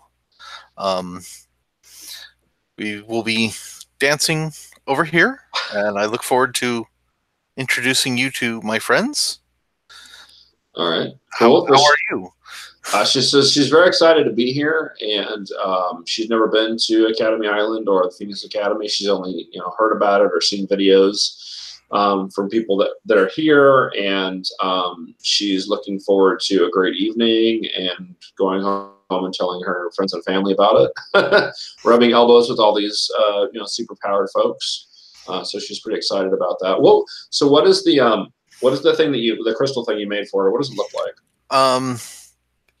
It's like a corsage type thing. So she wears it yeah. Okay, that's cool. Yeah, she'll definitely put that on. She the other thing, how big is it? Is it the size of a normal corsage? I'd say I don't know, watch size, about a little bit. Okay, so it's smaller. Okay, a little bit bigger. I was thinking about how much it might weigh, right? Because crystal weighs a lot more than flowers, right? So okay, cool. All right. Okay, excellent. All right, and so then the Silver Masquerade is held in this big ballroom that they have, and this ballroom is hardly ever used. It's basically for this sort of a thing. It's for graduation, and it's for occasionally they will have like power demonstrations or speeches. Or very large gatherings would come here. So you're not in here very often, but your characters know where it is and everything. So no problem getting there. All right, so you're escorting Jenny to the ballroom, and let's switch to Pulverize and Inky. So how does this work? The night of the masquerade. What do you guys do? Well, I guess we just we're out preparing in our individual dorm rooms right next to each other, so it's very simple in logistics, I guess. Okay. We just, I can figure, I don't know, maybe about 15, 20 minutes before, maybe we should like just open our doors and. Right. Well, I mean, you could go over and knock on their door. Yeah, I kind of envision like being ready like 10 minutes early, but just nervously waiting at my door. And there's probably like a screen where we're on both sides of the wall, getting ready. Did you figure out about your roommate yet? Oh yeah, I need to have a roommate. So my roommate is so I'm not sure where I got this, but I'm looking down my list of super names, and the next one on the list is the Suede Avenger. Like I envision just like is kind of like needly nerd with a very healthy self-image. Yes. And a freshman, so literally nothing to back it up with. Right, exactly. Well, that reminds me of and there's an anime about superheroes, Boku no Hero Academia, where there's a jeans superhero where he's just like a fashion person. In jeans. I like it. Yeah. Okay, cool. So maybe we'll have some time to develop your roommate a little bit further. Cool. Okay. Interesting enough, the Suede Avenger is a protege, so figure that out. But anyway. Oh, all right, cool. All right. So Yeah, so we'll say that Pulverizer goes next door and knocks on the door. Clusters are already gone, so it's just Enki. Now, Enki has some other issues to deal with. What is Enki's mental state when Pulverize comes to the door? So I guess canonically, was there time passing between when the mask was fixed? Yeah, it was a couple of days, yeah. Yeah, so I think Enki compartmentalizes relatively well after they've had time to de-stress a little bit, so they'd probably be, up for the dance and just trying not to worry about it. Okay, sure. Okay. So probably in the back of the mind, you're like, but what can you do? So right. Okay. Cool. All right. So you guys go to the ballroom. Yes. You look regal. Yeah. How is Enki dressed? You see, you have your costume on, and then you've got the mask, right? Yeah, and I don't know if this is maybe something I should roll for. I think Enki is probably self-conscious enough to try and cast an illusion to cover up the crystal cracks. I'm not going to make you roll for that. I mean, you can say you do it. Yeah. It's cool. It's a minor thing. Yeah, so I'm probably wearing my costume and my mask. I'm probably not wearing the hat, which is like a crown of some sort. But so it's for those who are listening that do not have the image, if there is anybody listening to this, Enki wears a sort of a half toga, half dress with skirts split down the middle. His long black hair that's probably fairly curly. Just I think like Middle Eastern long hair. Okay, cool. And you have a beard. The beard is on the mask. Yes. Oh, that's the mask. It's not. Yeah, it's like a full. Okay. Yeah, like it has a beard. Yeah, that's like the like the facade of Enki, the god, not what Enki's actual face looks like. Oh, I just imagine you're the only high schooler. Well, I shouldn't say only. You never know, but touching this school. But yeah, I was about to ask how your beard grooming game was, but all right. No, Enki shaves and plucks religiously. Yeah. Interesting that you do that instead of a spell. That's interesting. Yeah. So what is remind us what Pulverize looks like in his outfit? Right. So he's got a very smart looking blue top, short sleeved fighting suit with green, almost like khaki, almost like army camouflage colors, like green with black boots and black leg straps. Okay. Highlighting it. It actually and also a yellow visor. It actually looks really slick.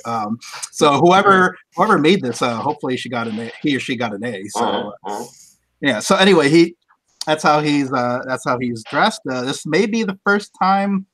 Like, do students I take it that students don't do students attend classes in their costumes, or is it just for special occasions? I think that's personal preference. Okay. I think there's a school uniform that you can wear if you don't have a costume. I think that it's personal preference, though. Okay, so you've probably seen it before, but yeah, it's a pretty smart looking combat suit. So okay. Yeah, and he presents his let's call it the corsage. Yeah, the corsage, which is a very exotic looking.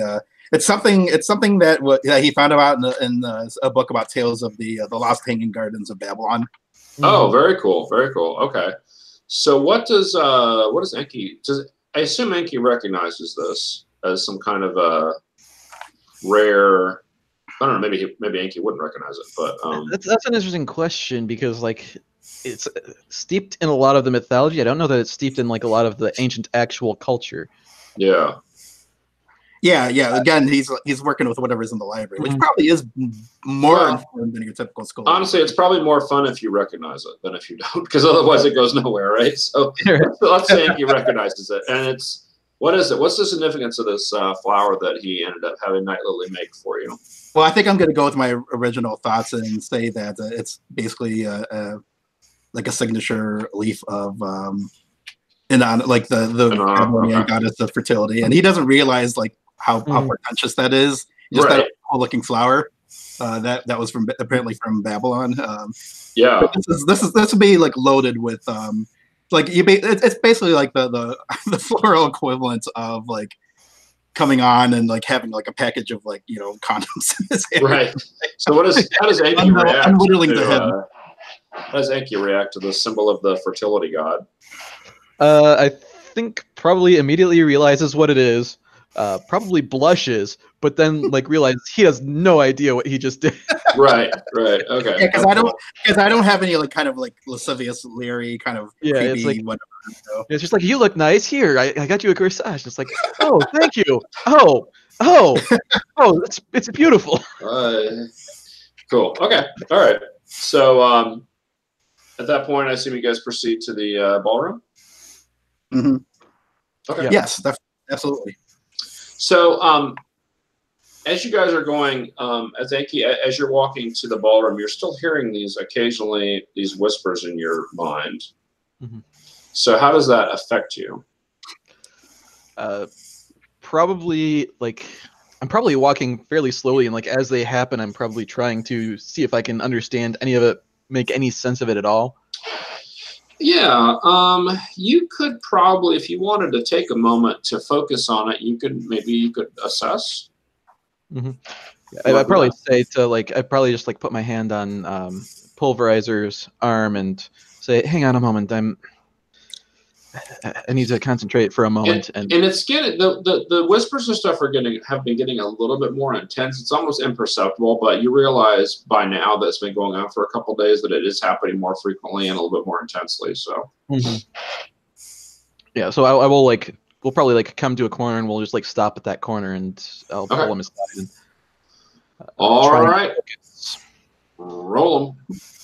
That's plus what? Superior. Well, it probably doesn't matter because I rolled a 3. But you have a plus. And now I have 4. advanced. Oh, good. Oh, good. Okay, well, there's that. Okay.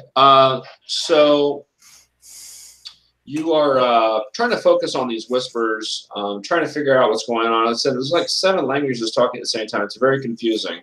And you start seeing around you everything is on fire.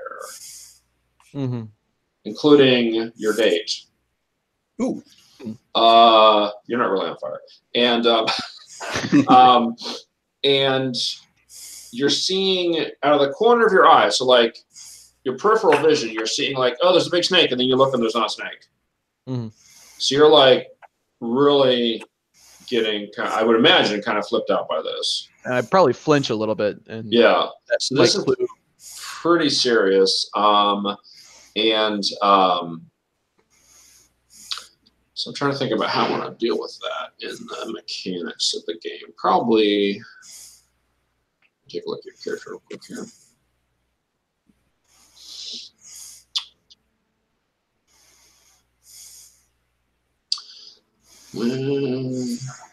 Let's see. I don't want to give you another condition because I just gave you a condition earlier. I'm trying to figure out what else might make sense here. One possibility, I don't know if maybe I'm interpreting this as thinking that maybe he's worried about my strength because maybe I'm still in power and I've lost control of my super strength before, and that would make sense for a bull. So maybe I'm worried that he thinks that I'm going to hurt him accidentally, or they think I'm going to hurt them accidentally because of my power. So that might just set me off guard to be really. Yeah, I feel like that actually does make some sense here, given okay, so this is like your one big chance to impress Enki, and Enki is all of a sudden acting really weird, and Pulverizer thinks it's him, and so I could see that. So I feel like Pulverize should take a condition here. Yeah, I think the one that makes sense. Insecure? Oh, do you want to? Insecure? Yeah, let's do that. Okay.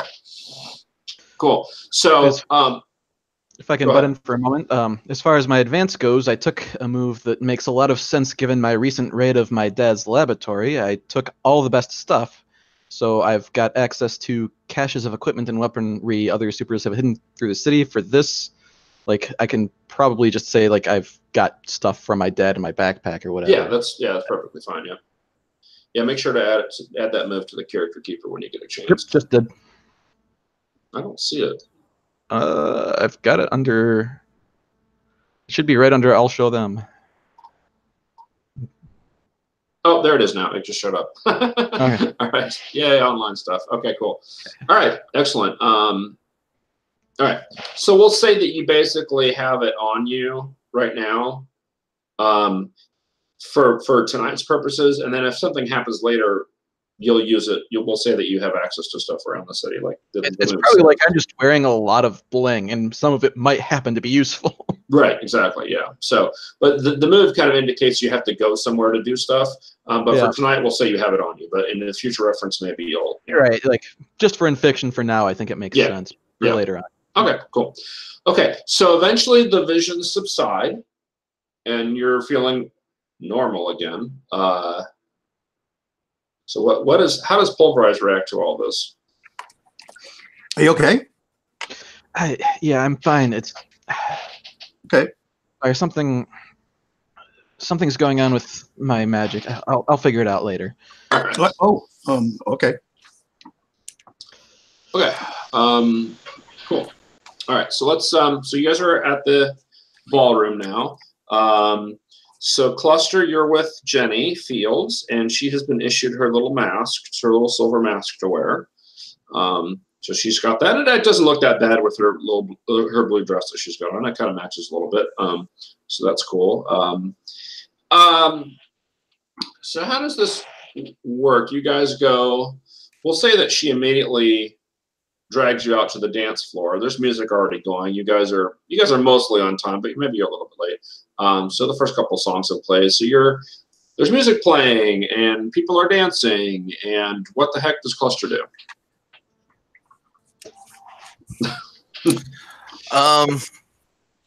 Just do like whatever we practice, in like rote movements. Yeah. Like. All right. This smells like a move to me of some kind. I need to see what move this is, because this seems like an important. I feel like does Cluster want to impress Jenny?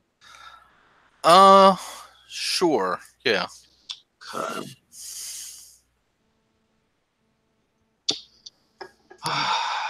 There isn't a good move for this that I'm seeing.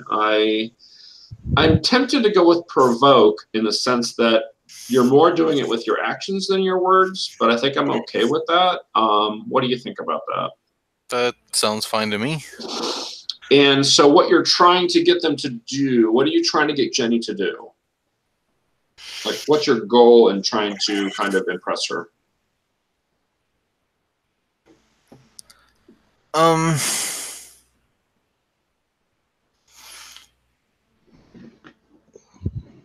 Like, are you trying to get her to become more romantically interested in you? Are you trying to get her to kiss you? Or are you trying to, I don't know what Cluster would think. I think he at least like wants her to take him seriously, like as a person. Okay. Okay. Don't see me as just my crystals. See me as an actual person. Okay, that's cool. All right, so let's do that. And then, so provoke is with superior. All right, and my superior is 1.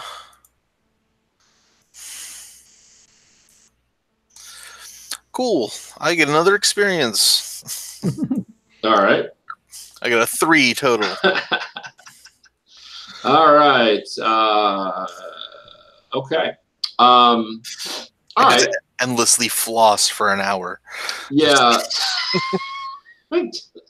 So you're dancing flamboyantly in some manner that you've seen online or practiced or something.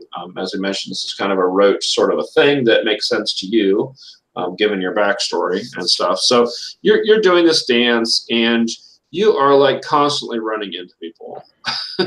You're running into this person, you're running into that person, because you're you're just not used to being maybe in this close proximity to all these people that are also moving all at the same time and like trying to coordinate all this stuff. It's getting hard for your brain to kind of wrap your brain around. So, so you bump into a bunch of people, and generally, Jenny is kind of like looking at you like, what's? I mean, I know you're a crystal person, but what do I do with this? And so she kind of walks off into there's like an area. So in the middle of this ballroom is where the dancing happens. As you can imagine, there's a stage with like we'll say there's a DJ, not a live band. So there's a DJ up on the stage. And then on the sides, there's these tables where you can sit, and there's like a punch bowl and all that stuff, right? So the typical setup. So she just kind of wanders off towards one of the tables. She seems kind of disgusted with you. Do you? Yeah, I would. It's like, oh, I guess we are done dancing. Let me go get us drinks. All right, so you're gonna go try to repair this. All right, cool. All right, so let's switch to Enki and Pulverize. So what are you guys doing? I assume we'd probably be dancing as well, although I think Enki's a little bit distracted, which probably is feeding into whatever insecurities Pulverize has. Yeah. So, well, I mean, your options my are... dancing would be very... You could go sit down at one of the tables and talk, or you could immediately go dance. Or you could, I don't know, socialize with other super-powered teens, or... I don't know. Also, just as a question, like, what's the atmosphere around non-traditional couples in the academy? Is an interesting question as well. They don't interfere in that stuff. Nah. They don't interfere in that. There's so much diversity at this place. That's the least of their concerns. Somebody's dancing with a giant crystal. Somebody's dancing with probably like a plant monster or something. They're more worried about Fire Boy and Water Girl getting together and what that might do. And, well, what gender anybody is. Burns for anybody in the vicinity. Yeah, they got that steam is going to do a number on the chandelier up there. Now they got way more things to worry about than that. Now the only thing about gender stuff that they might do is if anyone's confused or needs help or whatever, they would have counselors to help you with that sort of thing. But I think most schools at this point have something like that. So no, they don't. No. So yeah. So what do you guys do? Well, we can start by hovering around the punch bowl. That seems to be always fun. Like traditional staging ground for dance commencing. Yeah. Probably for small talk, Enki would start asking about like how your first term went, how you did on the midterms. Those are relatively recent. Yeah. Oh yeah. What would my midterm have been? Probably. Well, I would say making it through an obstacle course without breaking anything. Maybe something like that. Like a gym class, sort of an obstacle course. Okay. Yeah. Something that demonstrates control. Kinesthetic control. Yeah. Okay. Cool. And, how do you think you did it? Probably. Oh, I think I didn't break anything. I guess that was surprisingly good. Yeah, I think I did all right. All right. Yeah, someone had to have succeeded on that term, right? All right, cool. Okay, and so Enki, while you guys are talking, you're still seeing visions occasionally of weird stuff, fire and snakes primarily. And you're also occasionally hearing whispers. Okay, yeah, I'm going to first say to Pulverize, I'm sorry, I need to sit down for a moment, and then I'm going to try and through the bracelet contact Anu and tell him about this and get advice on how to make this stop. Okay, let's unleash your powers again. Okay.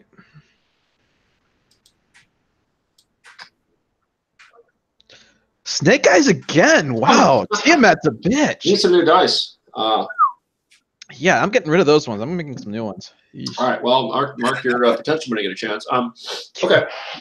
So you are trying to reach out to the bracelet.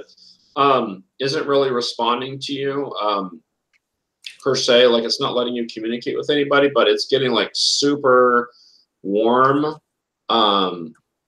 more than normal, like it's almost painful, do you keep wearing it, or what do you do?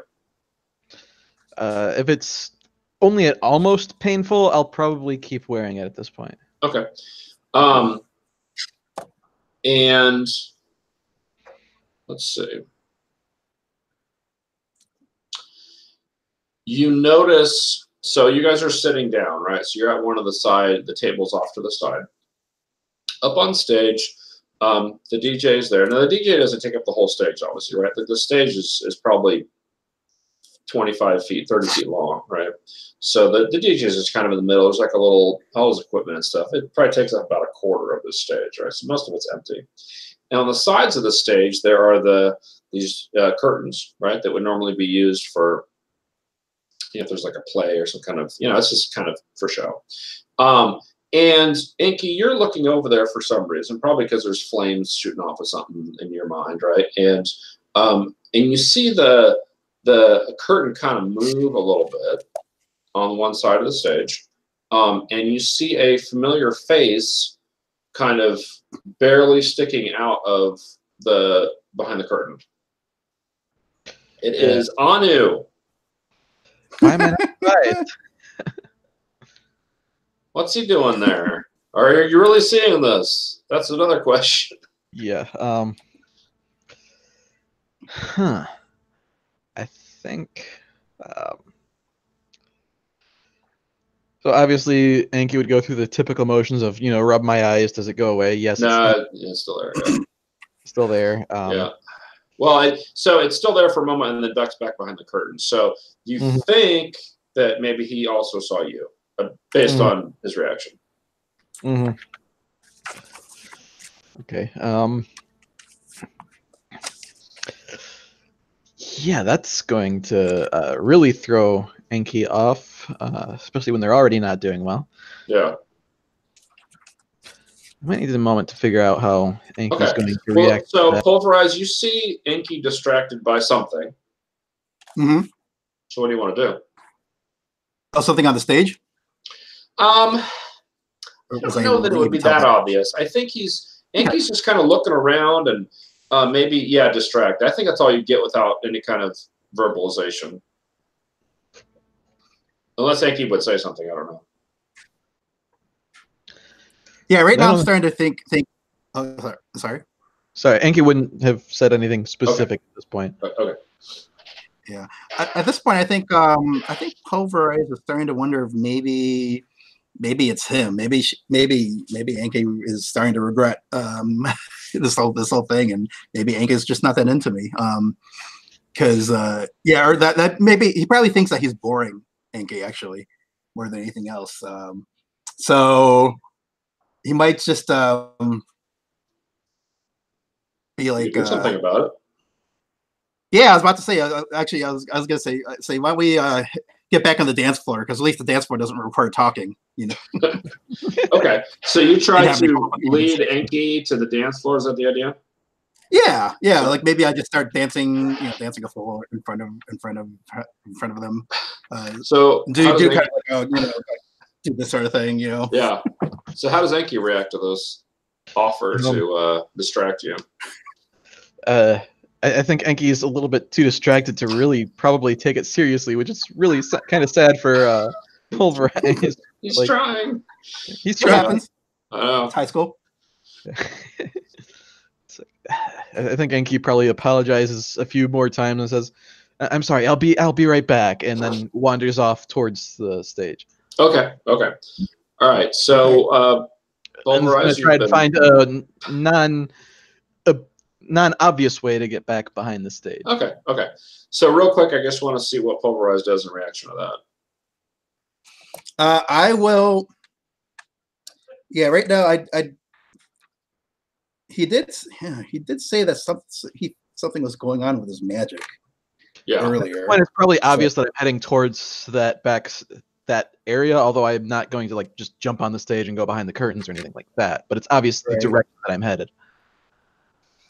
He will slowly follow you, but he's gonna be respectful and not, just immediately insist on going by you. But he's gonna be basically moved to the edge of the dance crowd that's closest to the stage. Okay.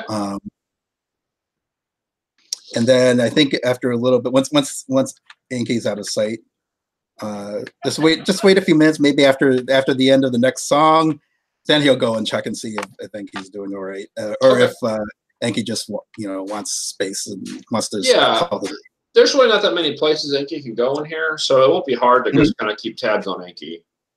With staying somewhat. I mean, you can see this where they're going. So, okay, let's jump back real quick to Cluster. So, Cluster, you've been actually. Can I? Oh, yeah. I renege a little bit. I think I'll start heading towards the stage, and then I probably actually would talk to Cluster if he's not otherwise engaged. Well, luckily he's not. All right, Cluster. Something weird's been going on with me recently. I've been seeing things, and I'm not sure, but I think I saw my father here. Did you see anybody behind the stage? I'm guessing I haven't. No, no. Cluster's been preoccupied. I have not been paying too close of attention to behind the stage. I was trying to dance, and then I was going to get drinks, and I can't find Jenny. I'm sorry, Cluster. I don't want to ruin your day, but I need to make sure that he's not actually here and that I'm just going crazy, which is, I'm not sure which of those is the better option, but listen, I'm going to go try and find him. If you don't see me come back in, I don't know, 10 minutes, can you come looking for me, just in case? How is your dance going with Pulverize, aside from seeing your father? Oh, honestly, I feel terrible. I haven't been much of a date, to be honest. I just can't think straight. Would you want me to come with you to look for your father? I mean, honestly, if there's, it's my father. If it's him, probably two of us isn't going to be better than just the one. If I don't come back in 10 minutes, let one of the teachers, I'm sure they have a few of the teachers around watching. Sure yeah, totally. Yeah. Let one of the teachers know and try and come find me. Sure. I will do that. Okay. Should I say anything to Pulverize?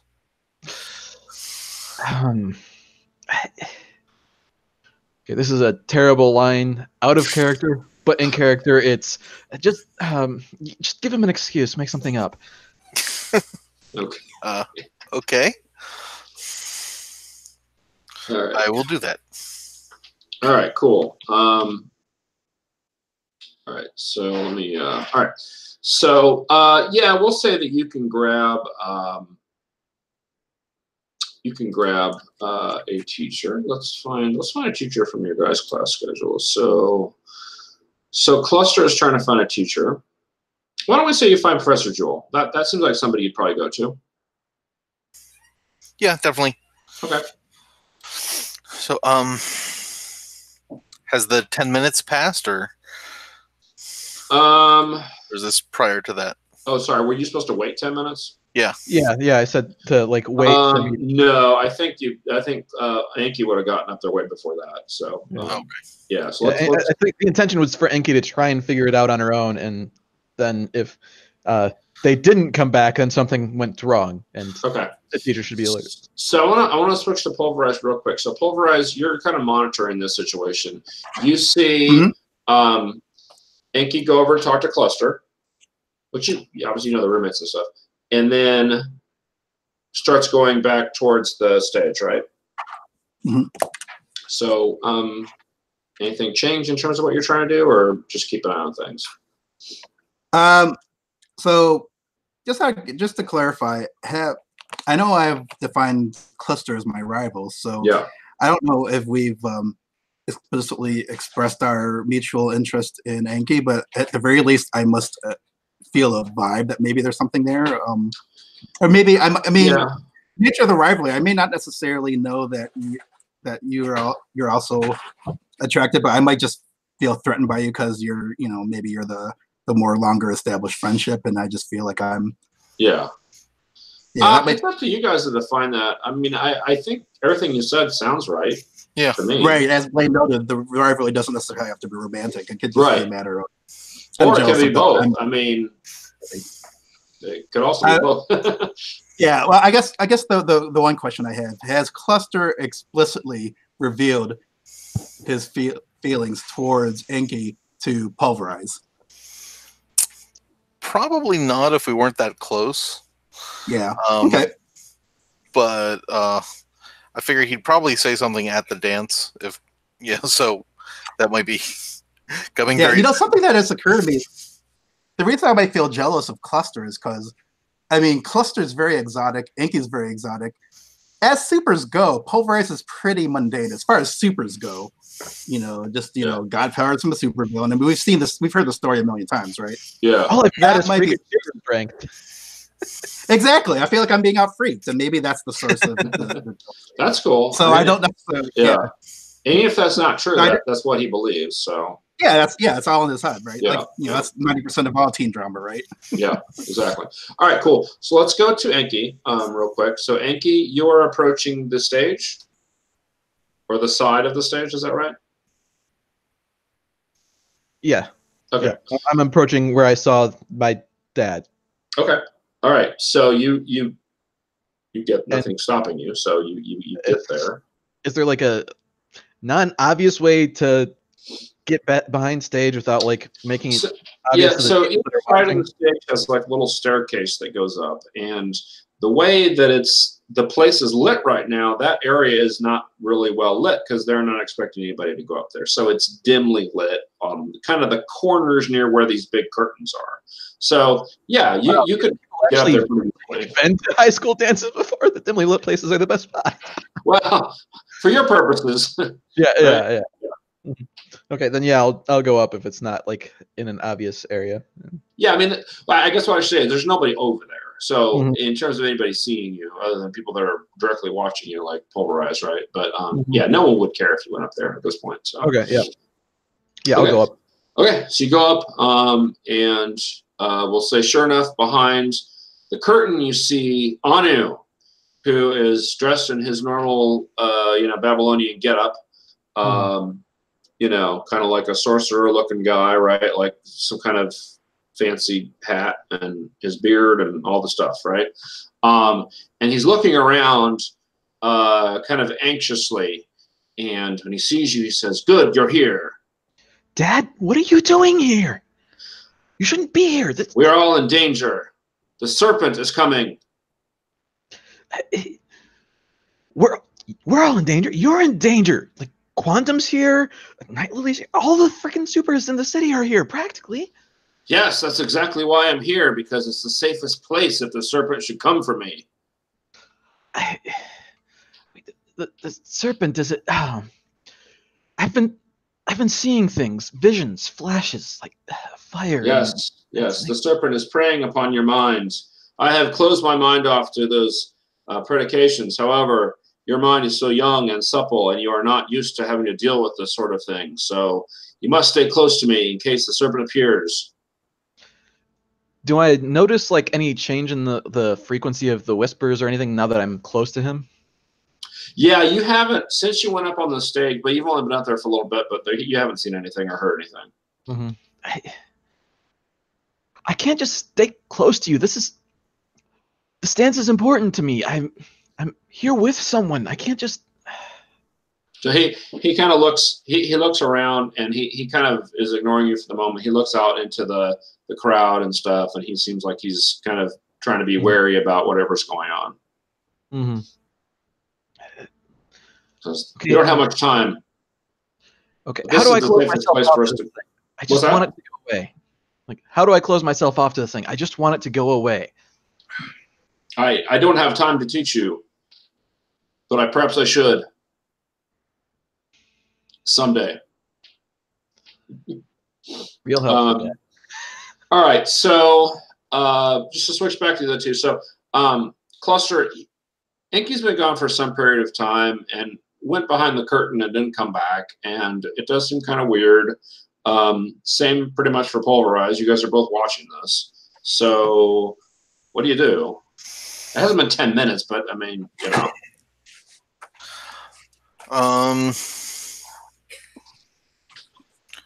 I will go over to Pulverize and talk to him. Say, so how is your date going? Yeah, it's going great. Yeah, Enki just needed to take a breather. That's all. But yeah, everything's fine. What about you? Where's Jenny? I do not know where she's at the moment. Oh, I was just getting us drinks. Would you care for one? I'm good, thanks. Don't want to put you out. All right. You know, you're very lucky because Enki did not want to go out with you, and I told her that she should. Or they should. She did? They didn't? Oh, what? Yeah. Wait, what? What are you talking about? Just Enki had some reservation. I just felt that you should know. And that you should be grateful that I told Enki that they should go out with you. Oh, so I have you to thank for this. Is that Yes. what you're saying? So are you trying to comfort or support Pulverize? I think I'm trying to provoke him. Oh, you're trying to provoke him. Okay, that's fair. So what are you trying to provoke Pulverize into doing? Just to kind of get him off balance on the date, so that so that maybe it doesn't go as well as it could have. Okay. Like maybe get him to lose interest in. Yeah. Okay. All right, that sounds fair. So all right. So roll plus your superior. Alrighty.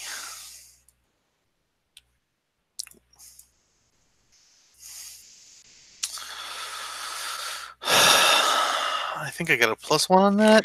Yeah, so that's a nice 6. All right, more potential. Everyone's getting potential tonight. Okay, so you are Cluster. You're doing your best to try to convince Pulverize. Listen, Inky is kind of weird and distracted, and maybe there's some other girls here you might be interested in, or whatever you're trying to do. And as you're talking, you guys notice that these little circles are appearing on the floor near you, kind of not directly near you, but close enough for you to see them amongst the crowd. And they're little circles of like flame. They're like little, I don't know, they're about this big around, not huge, but they just suddenly like appear and they're like fire. Almost like a stove. Like if you had a gas stove, like the flames are kind of shooting up, but they're not shooting up like this, but there's still like something weird's going on. And you see several of these around you.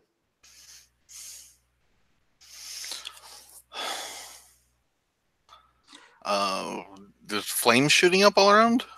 Well, at this point, they're not shooting up, but they're like these little places on the ground, these little circles, all in several places around you, and fires kind of, they're like on fire, more than shooting up, but like you can see them. Okay. But they could get worse. You don't know. They just appeared.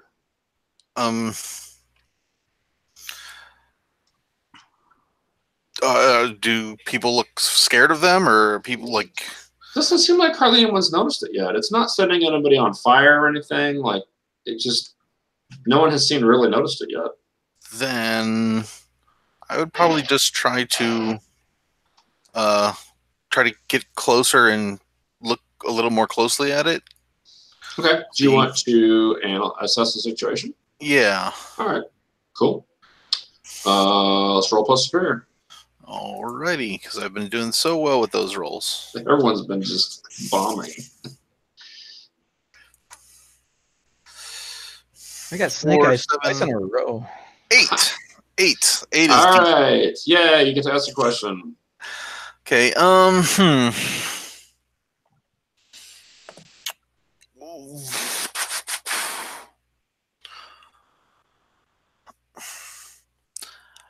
I guess I want to ask what here is in the greatest danger, but I kind of more mean, are these things actually a reason for people to be, scared of them?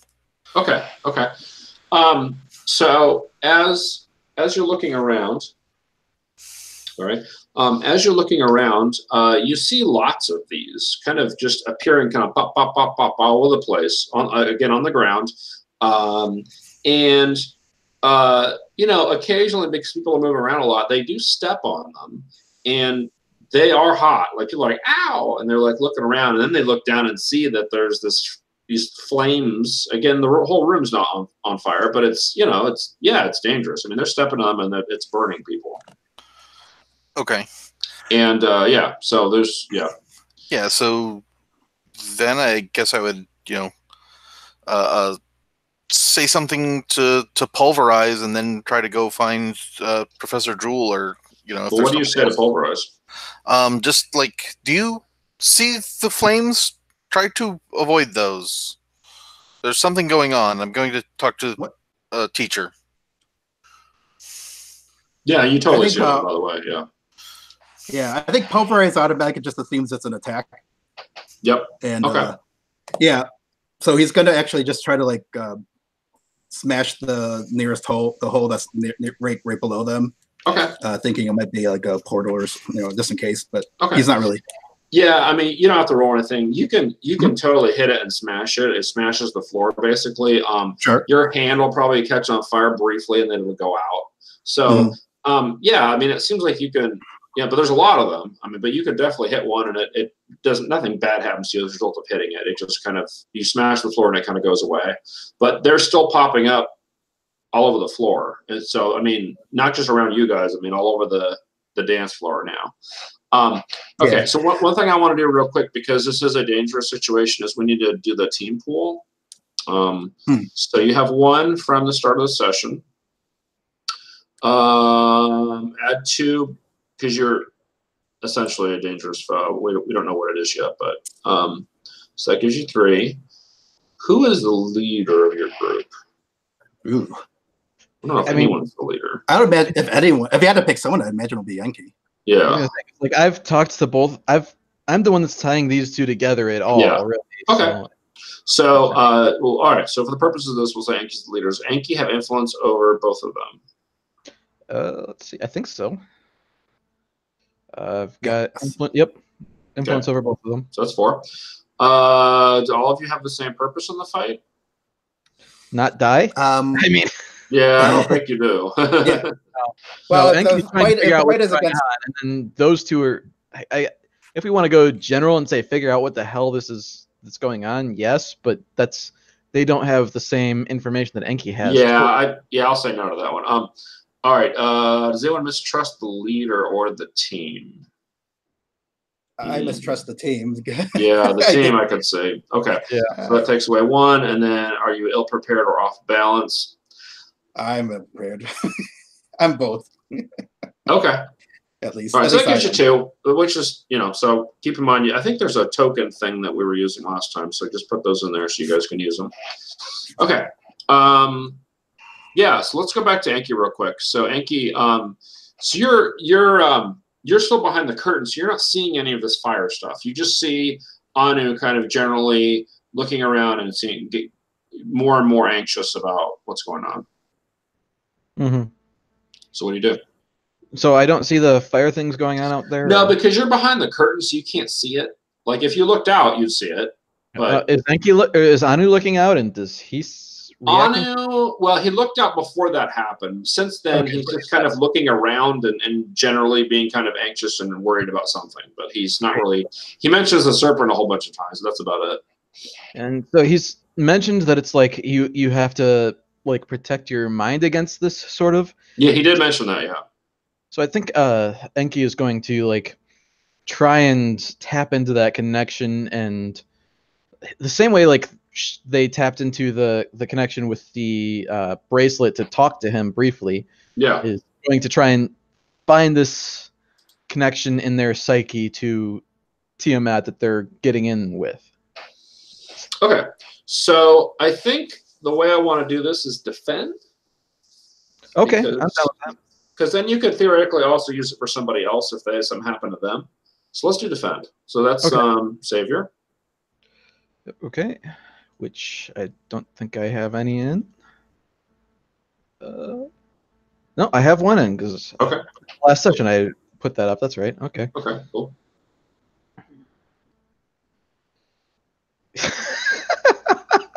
Or fantastic rolling. Yep, I rolled a 4. Okay, all right. So power leveling.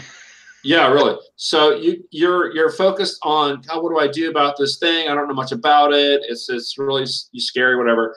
And then all of a sudden, there's this thunderous boom, and on the stage is this gigantic 7-headed dragon-looking thing. And as it appears, fire just blasts in all directions away from this thing as it appears. So there's this very loud noise. There's this just flaming, like, cascade of flame just, like, shoots out these waves, right, in all directions, setting the stage on fire, setting the curtains on fire, essentially the back half of the room where the stage is. The poor DJ's, he probably knocked off the stage, actually. And I'm going to have you take a powerful blow because of this, because this just explodes and probably knocks you down too. So why don't we have you take a powerful blow, Mr. Inky? Roger that. So you have 1 condition right now. Take a powerful blow does not engage that one, I don't think. You roll plus the number of conditions you have. Oh, okay, I see. Yeah, and this is the one you want to roll low on. So this should be good for you guys tonight, I would hope. Yeah, right? Watch. Statistically, you should be good at this. I got a 7 plus 1, so 8. But yeah. Okay, so on 7 through 9, you choose 1 from this list. So do you have access to the basic moves? Yep, I have it. Hang on. Okay. Choose 1. Well, I'm not removing myself from this situation just yet. That's a little bit premature, I think. Sure, yeah.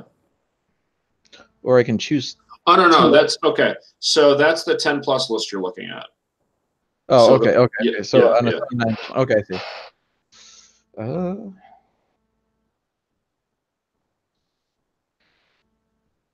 All right.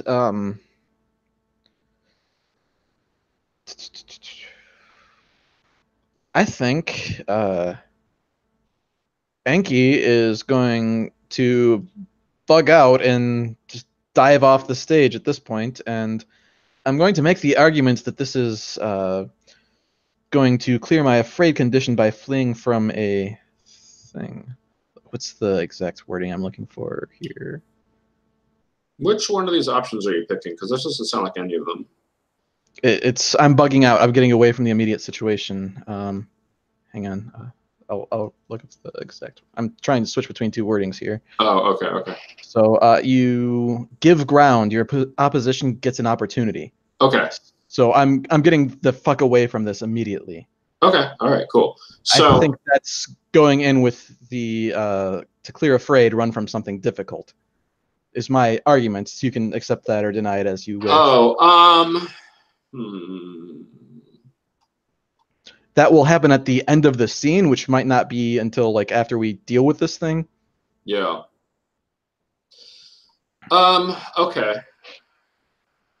I feel like in order to clear a condition with one of those things, you should have to like succeed on a move to do that. Like, because basically this is all as a result of you failing at a move. Okay. Does that make sense? Yeah, that makes sense. Yeah. So like if you say I'm going to try to do X and then you do it, then cool, you can clear it that way. Okay.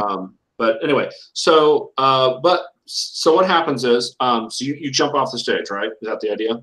Yeah. Either I'm going down the stairs if that's further away from Tiamat. No, leaping. That's more superhero. You should leap. Okay, then I'm leaping down the stairs. That's lame. I mean, I'm going down 3 at a time. That's cool, right? Leap. You leap off the stage. Okay. Anyway, and all right. So as soon as you turn the corner to try to leap off the stage, you will see that everybody in here is now obviously flipped out. You do see little pockets of flame all over the dance floor as well. The adults in the room, and there's 3 or 4. There's not a ton of them, but there's a few.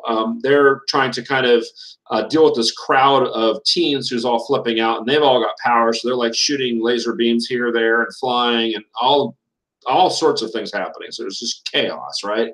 And so the adults are mostly occupied by trying to contain all this chaos that's happening, and then the fire isn't really their first concern right now. But it is. You definitely see. The floor has got, little pockets of fire here, there, and everywhere. So you jump off, and we'll say that you do this cool roll maybe, and then, you're on your feet. Ta-da! And you turn, and you see that Tiamat has grabbed a hold of Anu. So that's the opportunity your opposition had. So Tiamat grabs a hold of Anu and has got Anu now. All right. So Cluster and Pulverize, you see all this happening. What do you guys do? Charge Tiamat. All right. Yeah. Yeah. Are you going to directly engage the threat? Yes. Cool. And I assume I don't recognize Anu. Is that correct? No, I don't think you would. No, you probably really can't see him that well anyway, because you have to imagine this. All the heat in here is making it hard to see a little bit. So even if you did know, it'd be Yeah, if you got a good look at him and had some time to think about it, you'd probably recognize him just from whatever background research you did on me. The get up and stuff. Yeah, that's right. That's right. But in the heat of, I'll assume I'll be distracted by the giant Tiamat thing. So yes, I'm definitely directly confronting. Okay. So roll plus your danger. All right. So rolling. Reroll selected. Ooh, I rolled well. I think that's I generated a 13 total. Awesome. Oh wait, no, my insecure doesn't affect this, right? Insecure. No, that's defend and the influence one. Okay. Cool. All right. So you do it. You trade blows, and then you pick 2 off of the list under directly engage. Yeah, I do see that Tiamat's holding someone, right? So I'll take something from them, and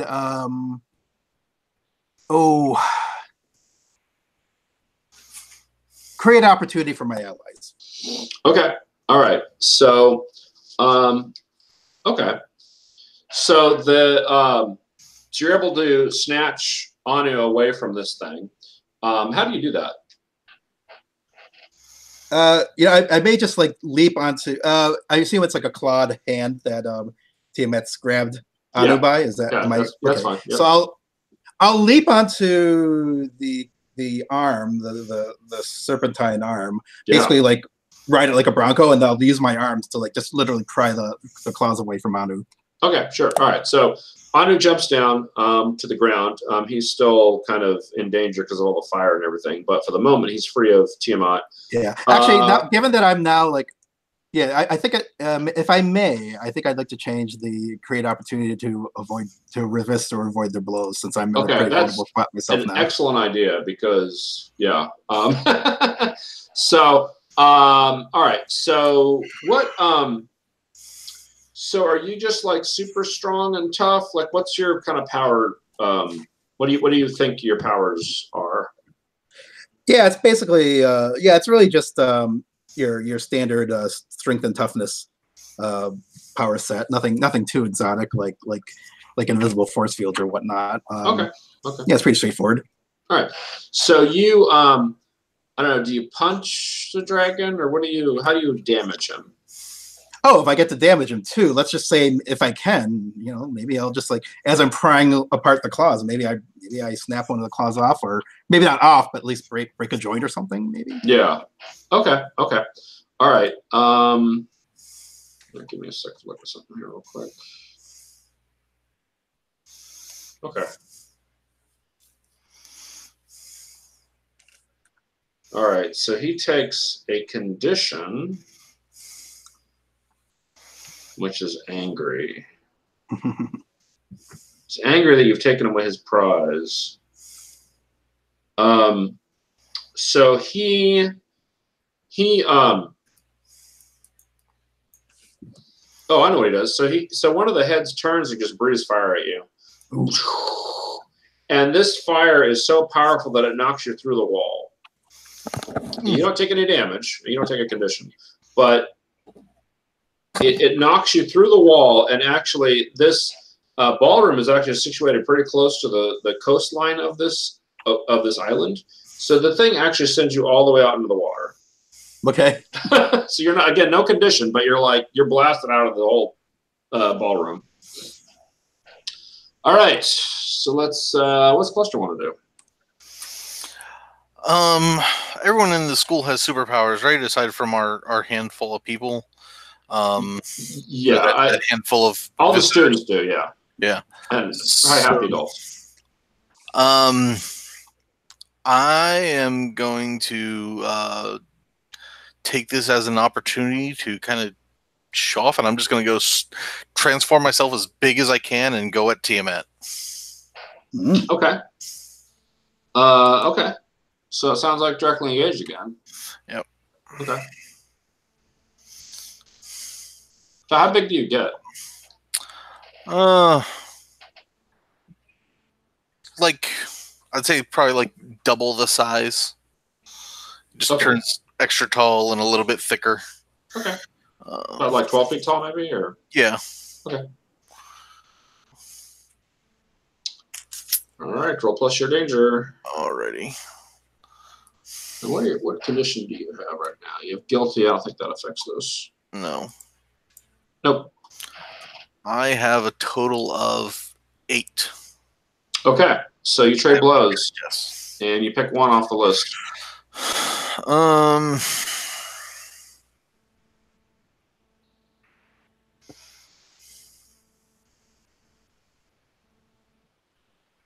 I am going to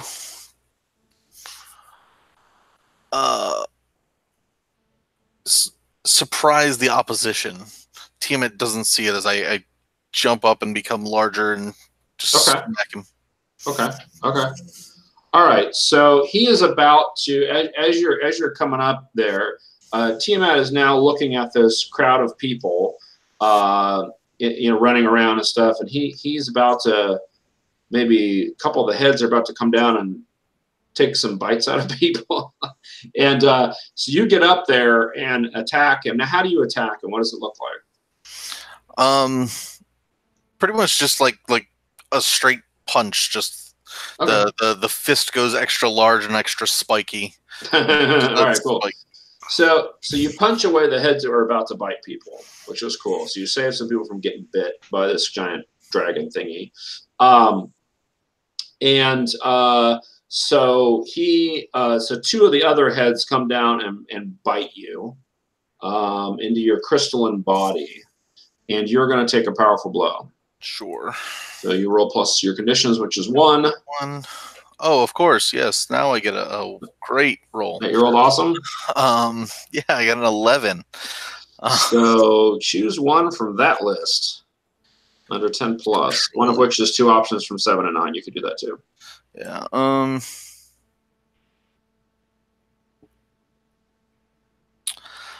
I am going to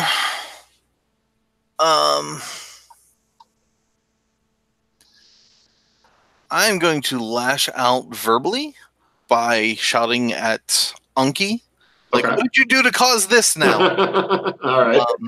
That's fair. I'm going to struggle past the pain and take 2 conditions.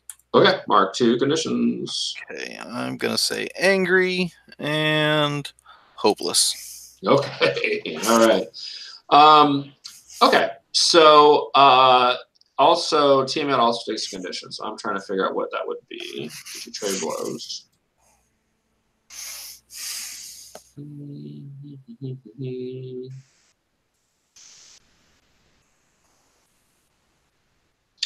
All right. I think he is going to.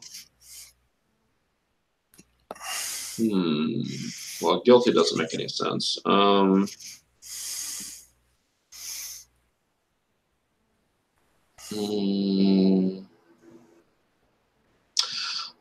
right. I'm going to say afraid. So what happens is, so you're up there smacking him and everything, and this has given Anu a chance to kind of get his crap together, right?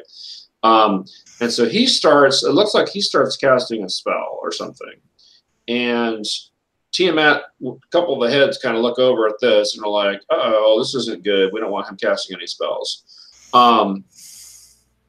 So what Tiamat does, Tiamat was about to really bite into you and probably break you apart into a bunch of little crystal pieces, and stops doing that, and instead starts to cast a spell of her own, him, her, I don't know, who knows. And so now they're both casting spells. But you guys definitely, because Tiamat's way louder than Anu, you guys definitely hear, I'm taking Anu for myself, and I will deal with him on my own. And so you see this big circle around both of them, this big kind of purple circle with all these cool little Babylonian designs all over the place, little symbols and stuff, surrounding the both of them. So kind of up on the stage still.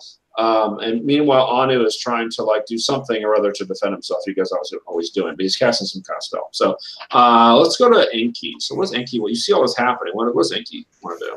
So Enki obviously panicked a little bit, which just led them to jump from the stage. Covers themselves a little bit, starts to turn to face the threat of Tiamat, this giant thing, watches the one friend get blasted out of the building and the other trade blows with Tiamat. And so is going to first try and assess what they have and then try and deal with the situation. Okay. Because I now have the move, I'd like to try and use it, and to try and tie back into mythology. What I'm trying to find on my person is either the arrows of the winds, a net, a club, or an invincible spear, which were what Marduk, or Mordecai is, his name is, used to slay Tiamat in myth and legend. Okay, all right. So I'm basically doing the all the best things move is what. Gotcha. Yeah, I'm just reading this move. I'm not super familiar with it. Okay, cool. All right, yeah, go ahead and roll plus your danger.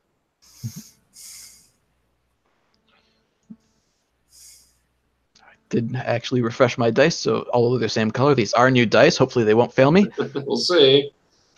That's starting at an 8, and then I have +2 in danger, I believe. Yeah, looks like it. Yes, Yeah, I do. All right, cool. So you got a 10 plus. All right. Oh, wait a minute. No, this is a heroes. You roll plus savior. Is it? Because technically the cash is from what I stole from my dad, so it would be a villain. Oh, I see what you're saying. So that even though the items are from a hero. Okay, that's fair. Okay, all right. All right, cool. So I could go either way. I'm just saying that's where the stuff came from. Yeah. Right. So all the items you're talking about are from Anu. So they will be from a villain. Okay, that's fine. All right. So yeah, you have a bow and some arrows. Okay. So this. So what I'm gonna say is, so this is supposed to do something. It isn't really. Yeah. So I think what I'll say is, it's going to give you a +1 ongoing to deal with Tiamat. Okay. Yeah, and then unless you lose it for some reason. Right. So obviously, with this bow and these arrows, now that I have them, I'm going to try and shoot each of the heads in turn. Okay.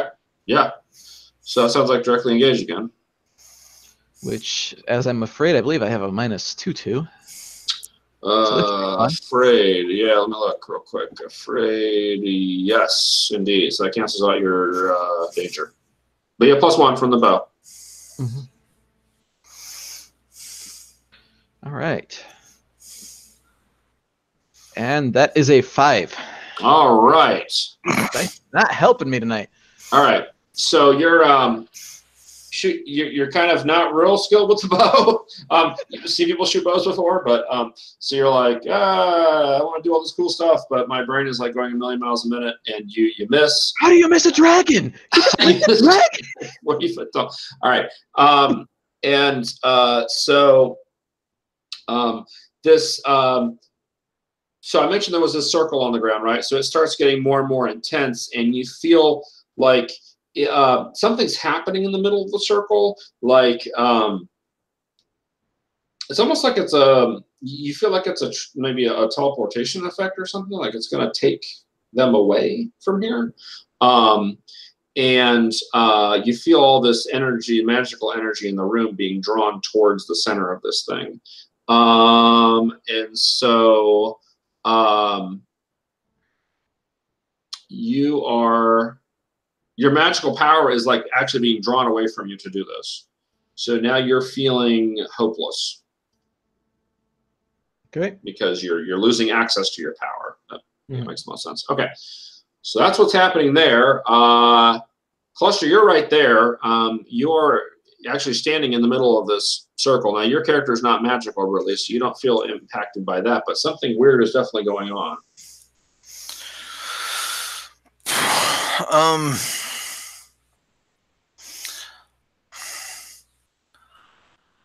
I don't know. Enki is close by. You could certainly say, what's going on with this? Yeah, can I, try and, Enki, this is something that I have no experience with. I need, you're the only one that's strong enough to deal with this. You are one of the most powerful magicians that I have ever seen, and you can do this. Can I support him? Yes, you totally can. Now, are you telling them that they're awesome and the best parts of Earth? Trying to, yeah. Okay. You haven't really used that move before, so I wanted to give you the opportunity to. Okay. So you get a roll plus freak instead of mundane. Okay. But do I lose for any of my conditions? Oh, that's a good question. So you have 3 conditions. All right, let me look. Oh, yeah. Angry, yep. Yep. So that cancels that out. So your roll was a 0. Wonderful. I got a 3. Yep. Oh, joy. You guys mark your potential. Okay, so you're sitting there looking at Enki like, what do we do? We need your help, blah, blah, blah. And T-Mac just like steps on you. So take a powerful blow. Oh, Christ. Big old dragon foot just goes. You're roll plus 3. Yeah, plus 3. And of course, I get an 8, 9, 10, 11. That's fantastic. Well, you know the drill. Choose one from the list or 2 from the second list. Yeah, I am going to, I think, I'm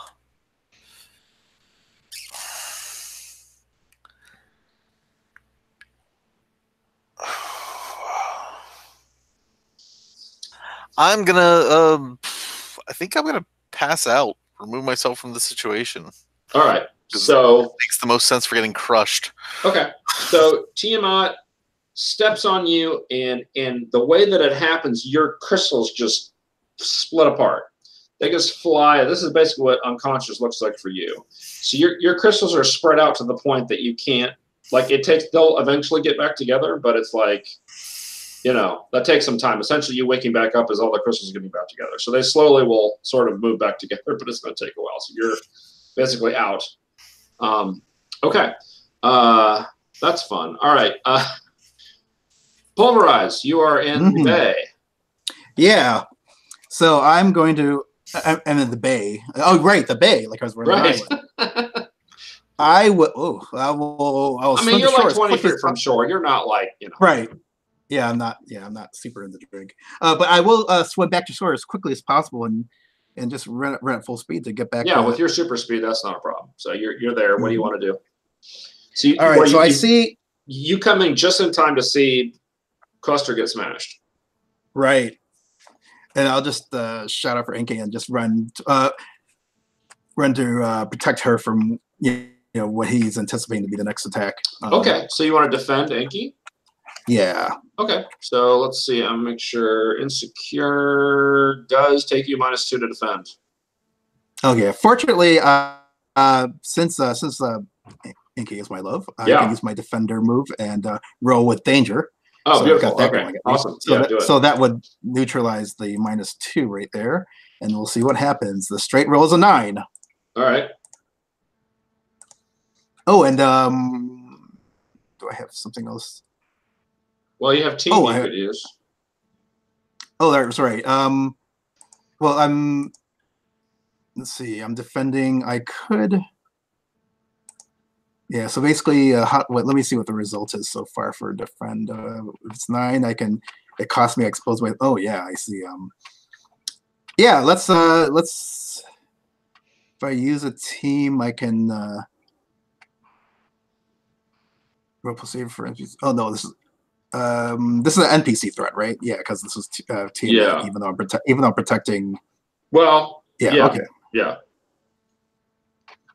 Okay. On the head, I keep them safe and choose one, but it would cost. I expose myself to danger, escalate the situation.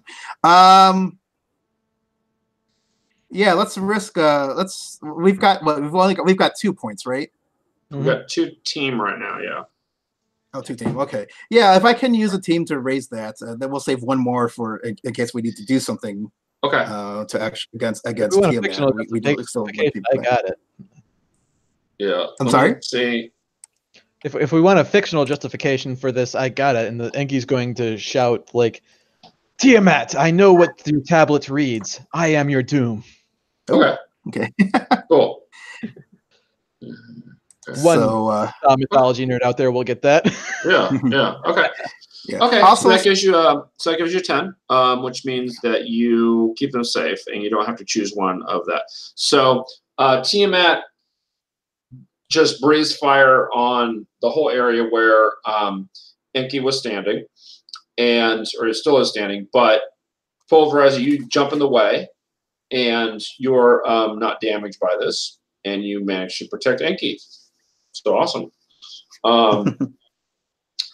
So Anu is still trying to do whatever the spell is he's doing, and it seems like he's losing the ability to do it because Tiamat is drawing all of this power into this, whatever the circle is.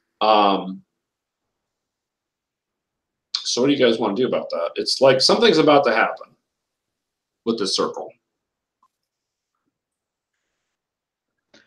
I think Enki definitely recognizes that they need to and wants to disrupt the circle. Yeah. How they do that, I don't think they would probably use the arrows that they have for that. I think they would probably tap into the Hammer of Eden and try and bring out the element of Earth and just break the stage and disrupt the circle that way. Okay, cool. Which I believe before we did that with Unleash Your Powers. Yeah, I hate tapping the same move over and over again, but I don't know what else it would be. That's kind of what my character is built around, really. Yeah. So. Yeah, that's fine. That's fine. My stats don't recognize that. Unless you want to all of a sudden become Tiamat's friend with changed sides. Oh, hey, buddy. Yeah. That move is hard to use. I'm telling you, I played a Scion too, and I just never could use that freaking move. Situations where it would be used, it's just not this one. Not this one, no. So we will go with that. That is Roll plus Freak, I believe. Yes. Which I have a -1 or -2 and a +1 because of my conditions and stats. So it's -1. And I got a 9. Okay. Mark a condition, or I will tell you I will do something. I'm going to mark angry. Okay. If that makes sense. I think I'm like, this is pissing me off. They've got my dad held or like in danger. I'm still conflicted about how I feel about him, but you know, it's also my dad. So like I'm a little pissed off, and you know, he's ruining my date. So yeah. All right. So Pulverize, you see Enki is took out the hammer, right? The hammer appeared and is trying to smash the stage.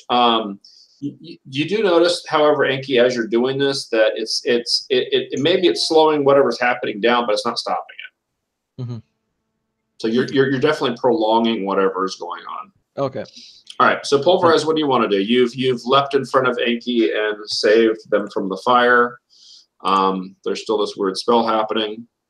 And for the record, the hammer is more of like a staff than it is a actual hammer that I'm hitting things with generally. Yeah. But yeah, go ahead. Do you have it in your picture? I don't remember if it's in your picture. Yes. I think it is. Okay. Yes, cool. I do. By the way, as you guys are doing stuff, I will tell you that the crowd of the other people that were here are mostly backed away from all this now, or have left completely. So that part you don't need to worry about as much anymore. Just FYI. So.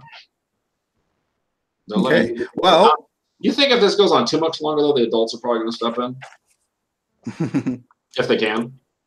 Right. I think I'm going to follow Enki's lead and try to smash the floor, finish what the Hammer of Eden started. Okay. And hopefully we can break up what is undoubtedly a bad spell from getting pulled off. So I'd like to do that. And I guess would that be the same roll basically?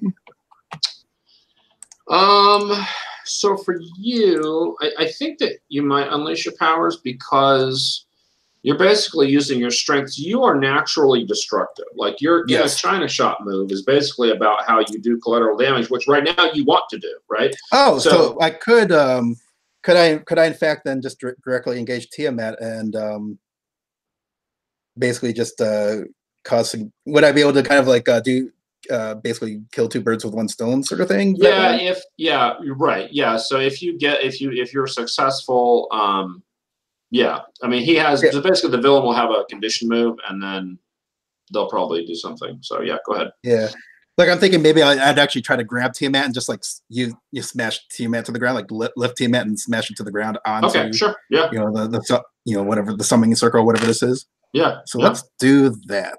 Okay. And I'm rolling, and the roll is an 8 plus my I think +2 for this is a danger move, so that would be a 10 total. Okay. So yeah, I can pick 2 and in addition, I might maybe pick 3 because I want to cause significant collateral. This almost feels like I'm gaming the system in a way, but since I'm also since the collateral damage is kind of like almost like a fourth effect. But that's fine. Yeah, so I'll basically right. So I'll definitely could take something from them be the circle. Yes. Okay. I will again resist their blows and create an opportunity for Enki to since this really is kind of the Enki show in a lot of ways. I'd like to create opportunity for them to deliver the coup de grace. This is not, in fact, not the coup de grace. So I think that's what I'm going to go with. Okay. All right. So, all right. Or even to create an opportunity for Cluster to revive. I don't know if that's an option, but opportunity for someone. Yeah. Well, yeah, that'd be Frankie. Okay. So. All right, so you give. All right, so Tiamat gets the hopeless condition. So the circle goes away. You're able to destroy enough of the floor to where it can't really be a solid circle anymore, and so it kind of goes away. In response to this, however, Tiamat rages and shoots fire like another of these big waves of flame. Shoot out from all over the place, knocking you guys to the ground. No conditions or anything. You're fictionally knocked to the ground, and is gone. As is Anu. Ooh.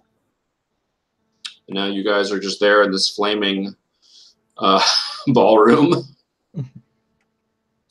At this point, some of the adults would be coming in and with their powers, putting out the fire and stuff like that. So you don't need to worry about the fire. Thank you. Are you okay? I'm fine. That was my dad. Dad? Whoa. What? What now?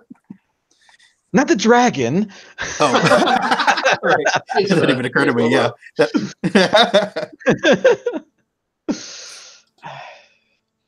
I hope he's okay. And I think Enki will probably try and see if there's like a mystical or magical trail that they've left, or any threads that they can tug on with that respect. Yeah. Why don't you roll? Sus? Okay. Okay, I rolled a 5, and I'm pretty sure my assess is not that good. Okay. That's superior, so that's a 1. So. Yeah. Okay. Well, go ahead and mark your potential.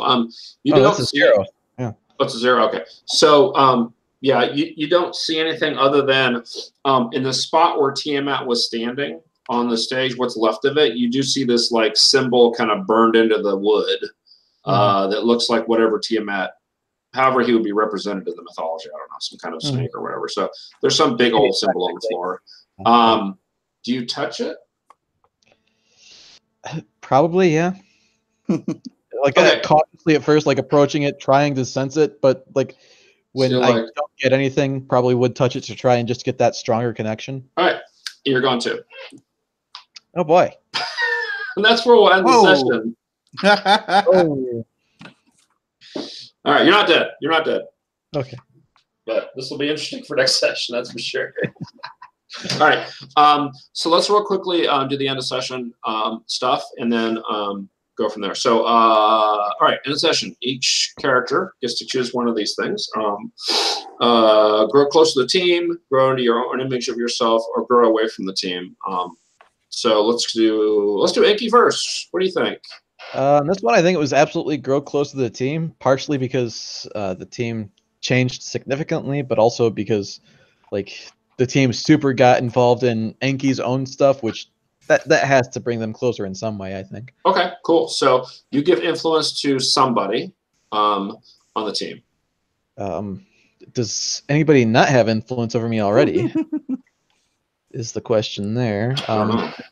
Pulverized doesn't, then they do now. Okay, cool. And clear a condition or mark potential. Sweet. So, I don't know. What do you guys think is more interesting? To go into the final battle with Tiamat with 3 conditions marked, or to level up and use a new move? That's both pretty juicy. Yeah. I kind of want to... I think I want to clear... Hang on, let me check what the different conditions are.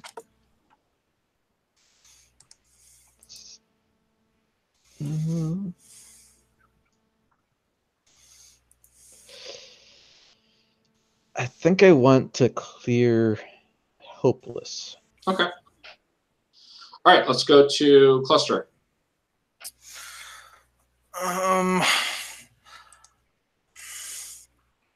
I'm gonna say grow. I think grow more into his own image. Okay. And shift a label up and shift a label down. I'm gonna shift my savior up. Okay, that seems legit. And my freak down. Okay. Okay, great. All right. So how, real quick, how does this manifest itself? Like what about what you did or what happened makes you feel kind of better about being cluster? I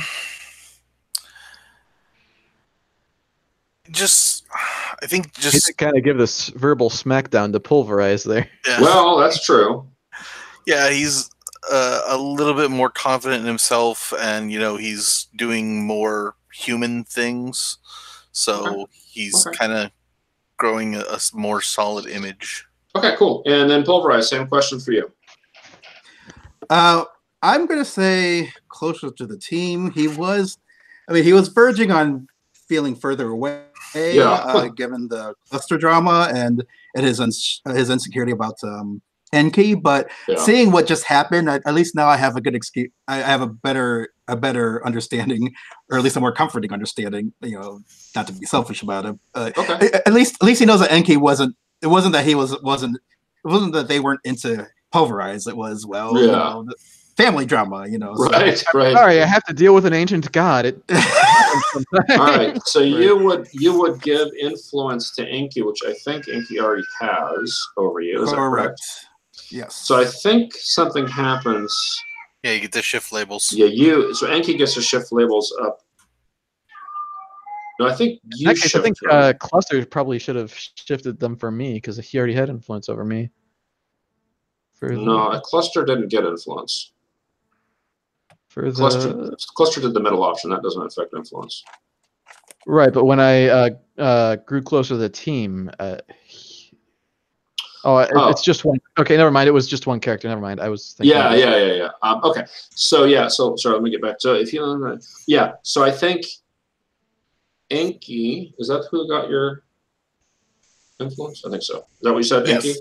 Okay. That's right. So Enki's player gets to shift you up and down one. Okay, let's. Oh, Enki gets to shift my stance? Oh, wait a minute. No. It says they shift one of theirs up and yours down. Oh, that's interesting. Yeah, it says them. So Enki would be the one doing this. So I shift mine up and one of his. Well, you shift one of yours up and you shift one of Pulverizes down. Okay. Ooh. Interesting. So it's not a zero-sum sort of situation. Yeah, that's right. That's interesting. Yeah. I had to reread it a couple times to make sure I wasn't messing that up. Immediately shift one of their labels up, and you shift one of their labels up. Oh, no, I'm sorry. You're right. See, I still messed it up. You're right. It is one up and one down on them. Sorry. The there part was messing with me. Okay. Sorry. So it is one up, one down for Pulverize. Okay. Probably. Okay, I'll just go ahead and make these changes in the sheet. I will shift the Savior up one because you did defend me there, and that was probably a very important moment. Yeah. What to shift down? If you shift Mundane down, it would basically make me feel like even more like not normal. Which I'm already. I guess yeah. That, but at the same time, like it wasn't the normal parts that you had a problem with. That was all on Enki's side. That was everything went weird. Maybe Freak. I mean, you're not seeing him as much of a, you know. Yeah, I would go with Freak. I think. Okay. Which kind of makes your stats even across the board. Right. Yeah, that's fine. I'll take it. All right, cool. Okay. So just FYI, for next session, we will have Latria back, and Cluster will be awake, obviously. You guys will still have your conditions, though, because depending on what you guys do, you may have to do stuff right away, especially Enki. Yeah. Okay, cool. So what I want to do real quick, and I know we're running out of time, but I want to do our Roses and Thorns. We didn't get a chance to do that last time. And I don't want to belabor it, but I do want to have everybody go through. So let's do Roses first. So Cluster, John, what do you think? For Roses first? Yeah. You can do both if you want. I don't. Okay. For Roses, I will say for Michael for joining in the group, for coming in late and having a new character. Character tied in really well, especially for not having a concept of the character, and you were great to game with. And Thorns, I know, Rory, when you initially talked about it, you talked about kind of having like each session be like a different part of the school year. So, obviously we're not getting to do that. So the timing of it, making sure that we're doing a constrained each session being a complete thing has been, something to work on. Okay, cool. Yeah, and some of that is dictated by, let's do something interesting rather than just shoving the timeline ahead, right? So, but I understand what you're saying. Yeah, it's. I think that's a big challenge with this. Is like if that's my goal is to make sure we play out a whole school year. I think that may be too difficult to do. And maybe with different characters, different situations, maybe that would have been possible. But we'll see. But yeah, we're definitely not going to get through the whole thing next time because we got a lot to deal with. All right, Blaine. All right, for Roses again. Thank you, Michael, for just putting down some strong roots really fast there and just tying the character into the story. And, going along with some of this bullshit. I know it's honestly a little bit of a thorn towards myself would be that it's become a little bit of an Enki-centric story. Part of that's just due to, the way that it played out with people dropping and all that. And then, honestly, a thorn towards myself again, which is more towards the previous few sessions than this one, was just that Enki wasn't really emotionally connecting with the other characters. It was more of Enki doing their own thing, which is something I need to work on with masks, is getting into the emotional side of things. For other Roses, wonderful, gorgeous Roses to Cluster for just, messing it up on the dance floor. Just being his adorable self. All right. Michael. I'll give not thorns. I'll give roses all around. Hey, you all. I'm out. Fuck you. You're cool. Fuck you. I'm out. Yeah, but first of all, I really enjoyed the game, the way this game's run. I really like the overall structure. I like the vision, even though the vision's hard to live up to given our time constraints. But I really like the school year constructions is pretty cool. I even just reading over the logs and seeing the and watching just a little bit of the first session, it looked like you had a really interesting plot to everything. I don't know how much of that was up to you and how much of that is prescribed in the source book for this, but I like the way you're running everything. I like the characters were very interesting too for all the players. Big roses for the logs. For I was going to ask, do you guys look at those? Because those are great. Honestly, the roses. Yeah. They're awesome for me because I forget. I'm in like 4 games a week, so for me, it's like, oh, that's right, this happened. Okay, cool. Yeah, that was a huge help. The level of detail. When I jam, it's like I start DMing a game and it's like, oh wait, this also happened. Shit, now I need to go back and renege something. Like those logs really get rid of a lot of that. Yeah, John, I really liked how you played Cluster. I think you got really good, fish out of water dialogue, and I really enjoyed how Cluster decided to mess with Pulverize. I hope. Well, I guess the only wish would be that I wish we could have taken more time to play out more. But I guess I just heard that you're not going to be here next week. But I did enjoy the bit of rivalry that we got to experience in this game, and I really like the Enki character Blaine. It didn't bother me that everything was centered around Enki. I feel like so that's just the ebb and flow of these games. I know the game that Leandro is running. When I was in his first 2 sessions, my character kind of just like took over the plot just because of the vagaries of my character background, and that's just how it goes. But I feel like we all got time to make some space and within the family drama. So and I like the level of detail you put into with all the mythology references. I thought that was really cool. I'm sorry, somebody is going to be missing next week? I thought did John say he was, or did I mishear that? I thought we were going to have a cluster next week. Leandro will be here, and that's the only change as far as I can tell. Yeah, we're going to get another he will player. Be here. Yeah. Okay. He was sick. He was sick better. this week, so yeah.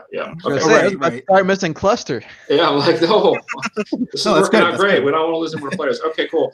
Oh, go ahead. No, I think I'll just for Thorns, I'll just ding myself for not even though it still turned out pretty all right. I wish I could have taken more time to like flesh out more of my character background, and also I was a couple minutes late coming in and after the break. So otherwise, everything's cool. Okay, cool. So I want to answer Michael's question real quick about prep. In my opinion, these games, they're a lot more fun when you don't do a ton of prep. So I don't. None of these sessions have been a ton of prep. The very first session, I gave myself a bunch of index cards to remind myself of all the things that needed to happen, but not plot-wise. It was all like, make sure you cover these character creation things. And because Masks has some peculiarities, the things that you should do during character creation, I just had to remind myself, because this is the first time I've ever run Masks. So just to make sure I covered everything, especially because we're recording it and stuff like that. So, but in terms of plot-wise, nothing really. The first session, I had no idea what I was going to do. I knew I wanted to have an action scene of some kind, and it just grew organically out of what the characters were and what they were doing. Last session, again, that also grew organically. You guys all needed to do stuff in Halcyon City. The one thing about last session I wanted to make sure I did was involve the characters' NPCs that they had developed. So each of them had NPCs that were, so I wanted to somehow involve them, but again, it wasn't a, prescribed thing. It was like, well, Sable, who's not with us anymore, had an NPC that, wanted to do stuff, and Leandro's character, Latria, had an NPC. So I wanted to involve them, but I wasn't sure how I wanted to involve them. And tonight, I knew we were going to do the Silver Masquerade. I knew I would obviously have to have something happen at this big dance, right? Like some kind of bad guy or some kind of something, right? But I didn't know what it was going to be until like after the break. Like I was just like, okay, so stuff's kind of pointing in this direction. Let's go with it. But no, I don't tend to prep anything ahead of time for these kind of games. At least not beyond like a kind of a vague idea of what I might want to try to do. So and not everybody's the same way. Some people do like to prep stuff or at least have material ready. So so I want to do my roses and thorns real quick. I thought Michael did an awesome job jumping in without a lot of notice. I think you joined the game on the weekend, right? Like you joined on Saturday or Sunday. Yeah, I think whenever you posted the availability. And I know we've gamed together before. I don't remember when it was, but you're awesome. So thank you for that. I thought everybody did a really good job of buying into the high school dance experience. That's not easy for everybody to do, I think, especially those of us that are further and further removed from that time in our lives, trying to remember what that was like or what that is like. Didn't go through it back when it was the thing. Yeah. Well, and like, even so, like what it's like now, because these characters are teenagers now. Like I don't know any teenagers. So for me, it's a little bit harder. I mean, I have to go back to my own touchstones, which are 30 years ago. So, so that was all great. The only thorn, I mean, I'll have to agree with John in terms of the concept of trying to get through the entire school year in 4 sessions, I think is a challenge, and it takes away from letting the story happen organically. So I think that we'll mostly get through it. I think that by next session, at the end of it, we'll just say that the rest of the, school year goes without incident or something. I mean, we'll have to see what happens. But my concept of this is I'm going to run this again, maybe in a couple of months, and your characters can come back, and it'll be the next school year. So you'll continue with the same characters, assuming there will be new players, but you'll be sophomores or whatever the next grade level is for you guys. So so I do want to have the school year end at some point, right? So when the next series is, whenever that is, it'll be the next school year. So anyway, if I can make a suggestion for like if we don't get through the whole school year, just let's epilogue it. Just like say, okay, this is where we got to, and then what happens for X for the rest of the season. Yeah, if there's unresolved stuff, we can do that. Maybe I'll reach out to you guys by email and just say, hey, what do you think would happen at the end? And I'll just throw it in a log or something for the 4th log. So I want to thank.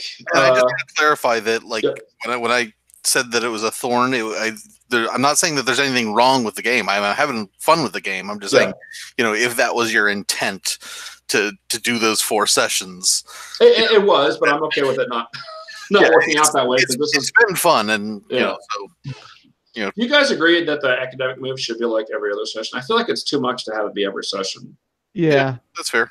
Because in the playset it says every session. I'm like, I don't think so. That's too much. Maybe honestly, you're playing like 8 sessions. Like, honestly, you could probably do like one session be the academic thing, the other session be like the social thing, and then alternate.